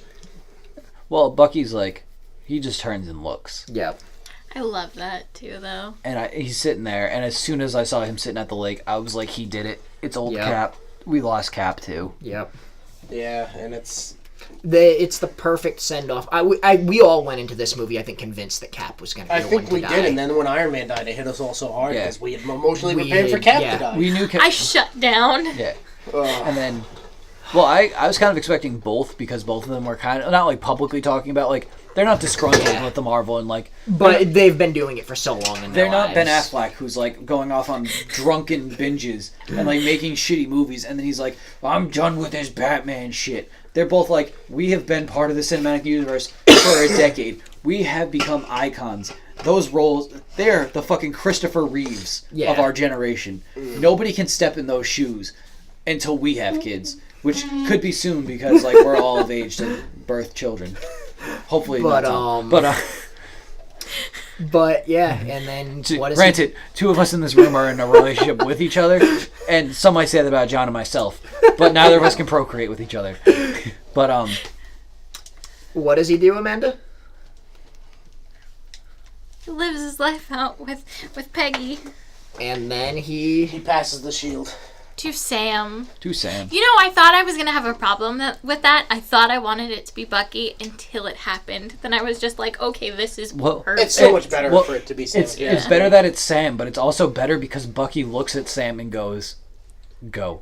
Yeah. I love Bucky that. acknowledging that. And so I wonder, just because we talked real quick about the Loki thing, maybe segueing into the Disney Plus show. I wonder if, this is going to have to segue into the Falcon and Winter Soldier show, which I'm guessing is actually going to have the name Captain America and the Winter Soldier. I'm guessing the Falcon was fake. You have called that, though? Yeah. I had a feeling they were going to change. I feel like none of the names are final. No. Except WandaVision, because that's really specific. Why are you such a mess today, Amanda? We're talking about the last MCU movie, Tom. Ever, apparently, according to that one guy in my theater. So Amanda just opened a shipyard that I literally just took off. Exploded. Like, John opened one. 0 problems. She was shaking thinking about everything that went wrong. God damn it. Guys, this is not my night. You missed it earlier because we're not on video because somebody refuses. But I spilled one of the drinks all over my lap. As you were like showing us, you're like, look, and then look, it's on my lap now. We're talking about the juice pops. This tastes like a juice. Oops. Yeah. So Amanda may have had too many at this point. I might have. Anyways. Which I don't know why she doesn't want to hang out with us later. We wrap up. I have a friend coming in from Jersey. We wrap Captain America. Yeah, from Camp Lehigh. Is it Howard? That's what we call full circles, ladies and gentlemen. Thanks for joining us. We'll see you later. And then we end on one. Fuck the end of this movie. Note, on one final note, seeing Cap and Peggy at some. It's not specific about the year. It's probably his house. It looks like the 50s. If I had to honestly, with the cars. It kind of looked like Scott's neighborhood a little bit. I also don't know who would be listening to. It's been a long, long time, so it's probably the 40s or 50s. Probably. Those two would stick it out. To and whatever. He's getting his dance with Peggy, and you're like, it's so. God, and then he's happy. Like Tony's whole. I wonder what that's like. Tony's whole arc has been about learning to open himself up to others, and Cap's has finally been about learning to do something for once for himself. And people have been. What do you mean? Are you suggesting that the man who's the embodiment of America has never once done something for himself? He's the embodiment of what America should be. Okay. I just wanted to be clear. But there's been people bitching online about, the technicalities of his time travel, and I don't care. It cares. It's such a great emotional send-off for the character that, how do you not? So, we mentioned that Cap makes Sam Captain America. We don't mention how he has the shield, and he's like, see how it fits. Yep. And he's like, he straps it on. It belongs to someone else. Yeah, and he goes, it doesn't. It doesn't. Oh. And should we stress that it's old man Cap at this point? Yeah. It's old man Cap. Not my Captain America. Yeah, I'm sure that's gonna be something. Our friend James said that there are people online freaking out right now that Cap's black. Yeah, of course there are. But it's also cool because I feel like when the end of this movie, it'd be much more fitting if our Captain America was a double agent for the Russians. That would be much more fitting.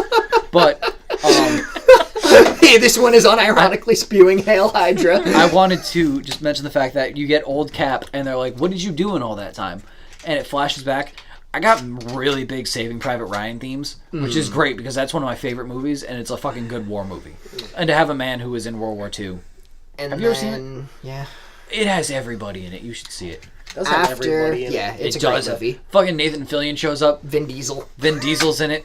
It's practically a Marvel movie. Oh, yeah, pretty much, yeah. Matt Damon's in it. Who's in Marvel? Tom Hanks is in it. Who Not in Marvel. No, but he's in plenty of Disney movies, and Disney owns Marvel. This is true. Ted And Danson's in it. then, we end the film on that note, and we get...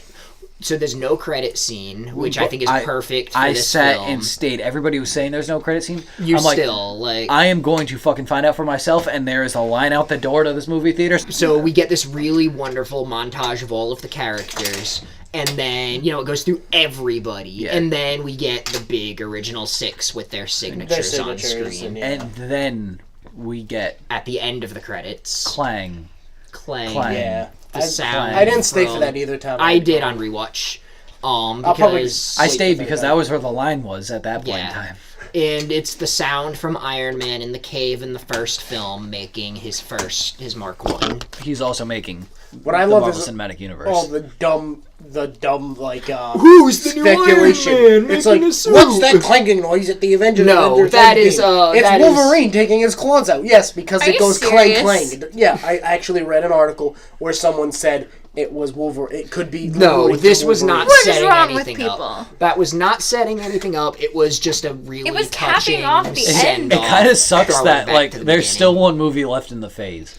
Like But I don't want to give Spider-Man too much shit because I know it's probably going to be fantastic. It's but Oh, like, that reshoots, extensive reshoots. That's never a good sign. I don't Did know. it have them? you know what? They announced a couple weeks ago. You know what's else But I is mean, getting- everything has the ground Yes, reshoots but before. let's remember that there's a little thing that exists called Amy Pascal.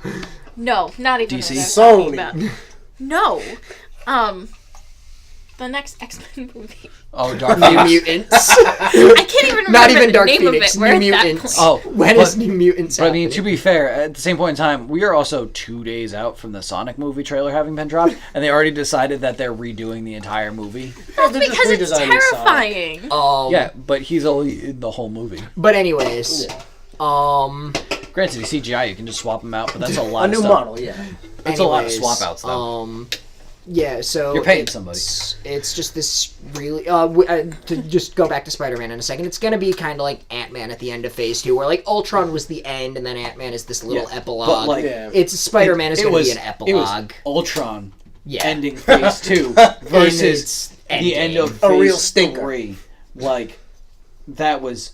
Yeah. Like, that guy in my theater could have been right saying that was the last movie Yeah. because they closed off everything. I mean, remember, like Joss Whedon was like, "Well, there's only one after scene credit, and I heard in Ultron because it's such a dark ending. Yeah. And it's really I want to set the mood. It's like you killed fucking Quicksilver. Get the fuck over yourself. No one was upset. There was one person, 2 people. Amanda just looked at me. 2 people are very upset that Quicksilver died. I was kind of disappointed. He was spotted on set, and we never saw him. Yeah, I think he was just visiting. But yeah, Which, to be fair, speaking of things on set, I saw that Chris Pratt took his phone out again and recorded the entire cast Elizabeth hanging Olsen around. did too. though. Elizabeth Olsen, Chris Pratt, Chris Evans had somebody's waiting till Monday before he posts them, and Josh Brolin. That happy birthday that went out was for Josh Brolin's 50th birthday. Let's on be set. serious, guys. Nobody obeys rules. No. The only one that said she did was Brie Larson, because it was her first. She shot this before she could get her own. She was like, "It's my first time. I'm not getting in trouble." Yeah. But it's funny because I was hanging out with everybody else that like in this friend group, outside of recording, and we were watching Brie Larson talk to Jimmy Fallon about the whole experience, and she's like, "I was just in a room. I didn't know what was going on. They had to put tape marks on the wall, so I knew who to look." Like, Oh, this was for the Captain Marvel credit scene. for the right? Captain Marvel credit scene. But like even like some of her stuff for In Endgame, she was by herself. She didn't know what was happening, and then a lot like the only real time she interacted with people was for The opening scene. no pretty much. for the Captain Marvel movie itself because her and Sam Jackson, she talked a lot about how they like vibed, and he found out she was in like 3 or 4 movies together at this point. But he also found out she's a huge Star Wars fan. Yep. And fucking like brought his lightsaber in. Yeah. And he's not supposed to have that. But then the official Star Wars account tweeted about that, so it's okay now. Yeah. But yeah, I mean, anything else about Endgame? We'll go around the room. I mean, to be fair, Favorite scene in the movie? we haven't really talked a lot about our opinions of the movie. We just discussed the movie. I mean, let's do opinions real quick. We kind of walked you through it. Sorry if you had to listen to. You've seen the movie. I mean, we geeked out a lot. Let me go last. No, we did geek out a lot, but I mean, at the same point in time, favorite scenes or opinions? Both. Okay. I mean, we still have. I know we're all kind of going places after this, but at the same point in time, like, this is the podcast. That's the point of it. This is the longest episode we're going to have because it's the most in-depth any of us have gone into a thing outside of Jason Aaron's run on Thor when we talk about it. But, in which one it'll just be Fred rambling in a dark room for a week straight. Which, I mean, with him doing like, oh, well, I thought it was really great. Thanks for your input, Tom. I thought it was fine. Okay, but Endgame. To be fair, I've been trying to think of some stuff I could do on the side to just put on the channel by itself. Yeah. But, Can we do that? Nope, not you, just Fred. Because I was also thinking about doing, like, I know me and you pick up semi-weekly for books, just doing mini book reviews. Which, by the way, this weekend... It's free comic book day. Yes, but... It's also Star Wars day. Oh, shit. I don't know why you're snapping at me, but it's giving me some She's trying to make you disappear. It's giving me panic attacks. One of the stores has all of the weekly comics for 45% off. I just can't remember which store it is. I mean, I'm still going to my usual, because I have to, because I need my books, but because War of the Realms 3 comes out. But Saturday only. Yeah, so so John, you want to lead us off with some thoughts? Tomorrow. That's when I'm going. Endgame is probably... I want to say it's my favorite. I don't know, like, I still really like Winter Soldier and Iron Man 3. I mean, it's so fresh in our minds, it's going to sit as our favorite. But, like, all the fan service, all the stuff, like, subverting expectations in a good way. I feel like it puts itself in its own class. It's just, it's incredible, man. I want to see it again and again and again and again and again. So I get out of the theater and I'm like, I want to go watch that again. It doesn't feel like I saw it at 10 o'clock Thursday night, opening night, and I went and saw it 11 a.m. the next morning. You know, I don't even remember seeing you after it ended. I don't remember anything. I remember seeing you. You look like the Ring Girl, honestly. No offense. I barely remember seeing Amanda before I left the theater. That's because I faced the wall. No, that's because you were behind James. But yeah, I saw you. You were just, you didn't look great. And I was like, oh man. So when I saw it, that first half hour is so fast and goes by. But so much stuff happens. And I was like... Yeah, I mean, Thanos is dead in that first... It doesn't feel like a 3-hour movie. No. It doesn't. That's the thing. I remember sitting down and being like, this doesn't feel like a 3-hour movie. And then, wow, it's a 3-hour movie. That first half hour is really just the last half hour of Infinity War. Yeah. Like, that would just bookend neatly into that part of the movie. But the wait is worth it, though. If I had to choose my favorite part of the movie... it would probably be the portals. The portals is great. Such a powerful... Favorite part of the movie? Everyone is there. Like, I'm not even bullshitting you. Like I said, down to Howard the Duck. Yeah. That's how, like, insane that they... I'm not giving you shit for saying it's your favorite part. My favorite part, 10 minutes before that, fucking Mjolnir rises, and it's Cap, and he just goes to town. I think that's my favorite, too, is Cap summoning Mjolnir. That's just so... Like, that is... perfect. How are the Russos so good at action? Yeah. Dude, you should see that show. It's just, we didn't get to talk about this in the Infinity War podcast much, but speaking of the Russos so good at action, not just are they great at action, but they're great at very varied action, because the action in their 2 Cap movies, and then the action in their 2 Avengers movies doesn't even look the same. Yeah. The Cap movies, all of the action is like 3 cameras, lots of fast cutting, but it has like this very like gritty, like hand-to-hand feel. And they said, I was listening to some commentaries and some interviews with them, and they said, whereas they did this like multicam, almost TV camera setup for the Cap movies, they never had more than 1 camera rolling for Infinity War and Endgame, because they wanted everything to have this big cinematic like scope to it, and you could tell like the action is so well directed in the 2 Cap movies and in the 2 Avengers movies, but it also has such a distinct feel in each of them. They are so good at what they're doing here, and they're not like one note with it. They have I'm a little they have varied ways that they approach this material that's suitable to the story that they're telling. I'm really hyped on this movie right now. We can tell, Tom. I'm really hyped right now. What? We saved you for last a minute. Let's hear it. Did Fred already go? Yeah, his favorite was my favorite. His favorite scene was Cap with Mjolnir. Okay, so my and then favorite... Tom hijacked that train into a fucking tunnel. It's kind of like when when Amanda was talking about Captain Marvel. But You know what?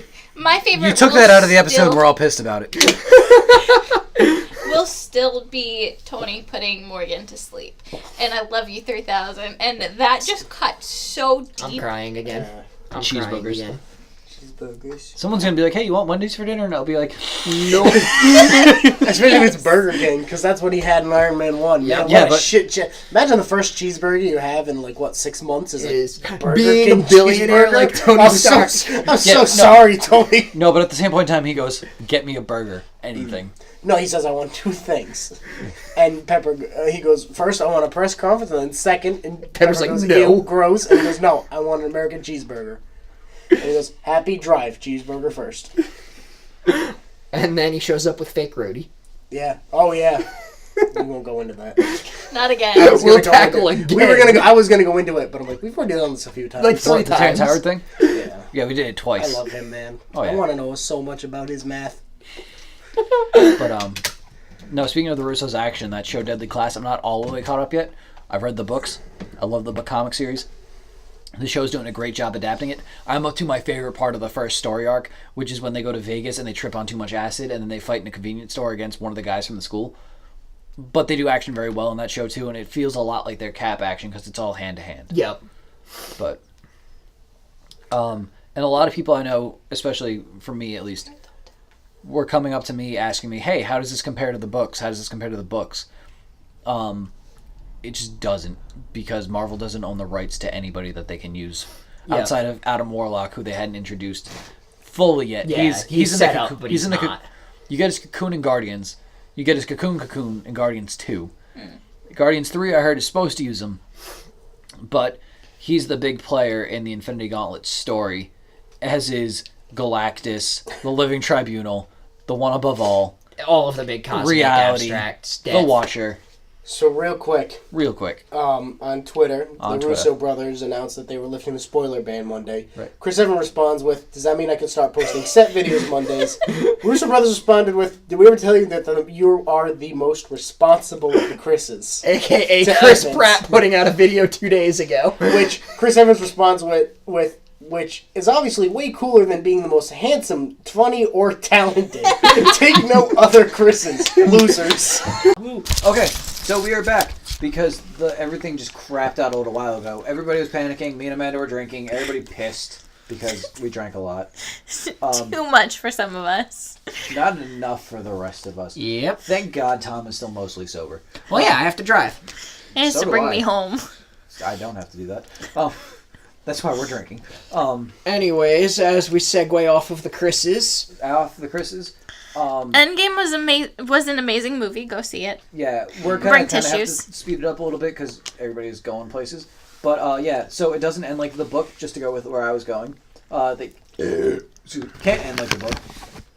And yeah, I thought it was a fantastic film. I enjoyed it. I want to see it again at some point. I'll probably be the guy that waits until it comes out on Blu-ray to watch it, just so I can watch it with my dad. Because that's what I usually do. I watch it once in theaters, then I watch it at home with my dad, and then I watch it with everybody else. It's definitely worth catching up on the MCU if you've seen a few and you want to figure out where this goes, or you've heard the Infinity War hype or the Endgame hype. Definitely worth it. If you can't commit to all 22 movies, I'm sure you could Commit to a few. figure out there's a few important There's lists ones. everywhere that say, hey, you can just watch these couple of films. My personal opinion is maybe start with Avengers 1, and then maybe Guardians 1. I think you Winter gotta Soldier. throw the first Iron Man in there. I think you have to. Yeah, that's pretty important. So basically, if you're gonna watch it, you're gonna have to invest something. Yeah. But if you you're- can't just go. Preferably the whole thing. You can't just go into this movie. You can't. But at the same point in time, if you're listening to this podcast, You've seen everything. you've seen everything, or you know us personally and are just doing this out of pity. But It's probably the pity. what? we appreciate your pity. Yeah, Thank you very much it's for the the most pity. we're getting out of anything. On that note, do we sign off? I was gonna say, speaking of people catching up, though, I know a couple of guys at work that are watching Infinity War so they can watch Endgame. One guy watched Infinity War so he can watch it with his son because they got some time out of school next week. Aww. So he's going to take his son to go see Endgame. And John and his manager is finishing up Infinity War, catching up on Captain Marvel, and then going to go see Endgame. And he said he avoided all spoilers for it. He called me a nerd because I asked for that night off. He called me a nerd because I came in to drop off a ticket to who I was going to go see it with. And he's like, "You're going to go see it tonight?" I was like, "Yes, I am." And my friends are just waiting for this podcast to come out, so. But, yeah, so... Even though with those pity listens. Yeah, the pity listens. Thank you, guys. But Appreciate you. We're not sure what the next book's going to be. We're still kind of discussing it. But our next one will be a book. It will be a book, unless it's... You guys think we're going to get one in before Spider-Man comes out in July? Oh, God. Hey! No, we so are, because we're doing Fraction for Which June. I have to talk to you about because I can find a... I'll talk I to thought you. Fred was going to cancel it. The podcast is over. I'm drunk enough to cry right now. I might actually Kidding. do it just for that. But... Jesus, what's wrong with you? But, yeah, so on that, just because we're pressed for time with that little snafu we had, thank you guys for listening to this episode of the Comics Brew and Chew podcast. This is a long time coming for us, because as soon as the movie was over, everybody was like, when are we going to record? I was off work vacation at that point, and life got back to normal, so it's been a little bit of a hassle. But we appreciate everybody that's been here for the last few movie review podcasts. And since the beginning last year with our And podcast. So pretty much me, John, Amanda, and Tom, who subscribed to the channel as soon as it was made. Yep, you guys are the best. You guys are the best. Yeah, I subscribed right away. So anyways, check us out on social media at Comics B and C on Instagram. I remembered it this time. Apparently the more beer helps. And at Brew Comics or the Comics Brew and Chew podcast. Every other word, between every word is an underscore on Twitter. We will link in the description box down below for all our social media, which is pretty much just Tom's job. And other than that, we will see you either next month or the month after, or the end of this month, because it's now May. Thank you, Justin Timberlake. And that is it for episode What the Fuck Ever. 18. Yeah, sure. How? Bye, guys. Bye. Bye.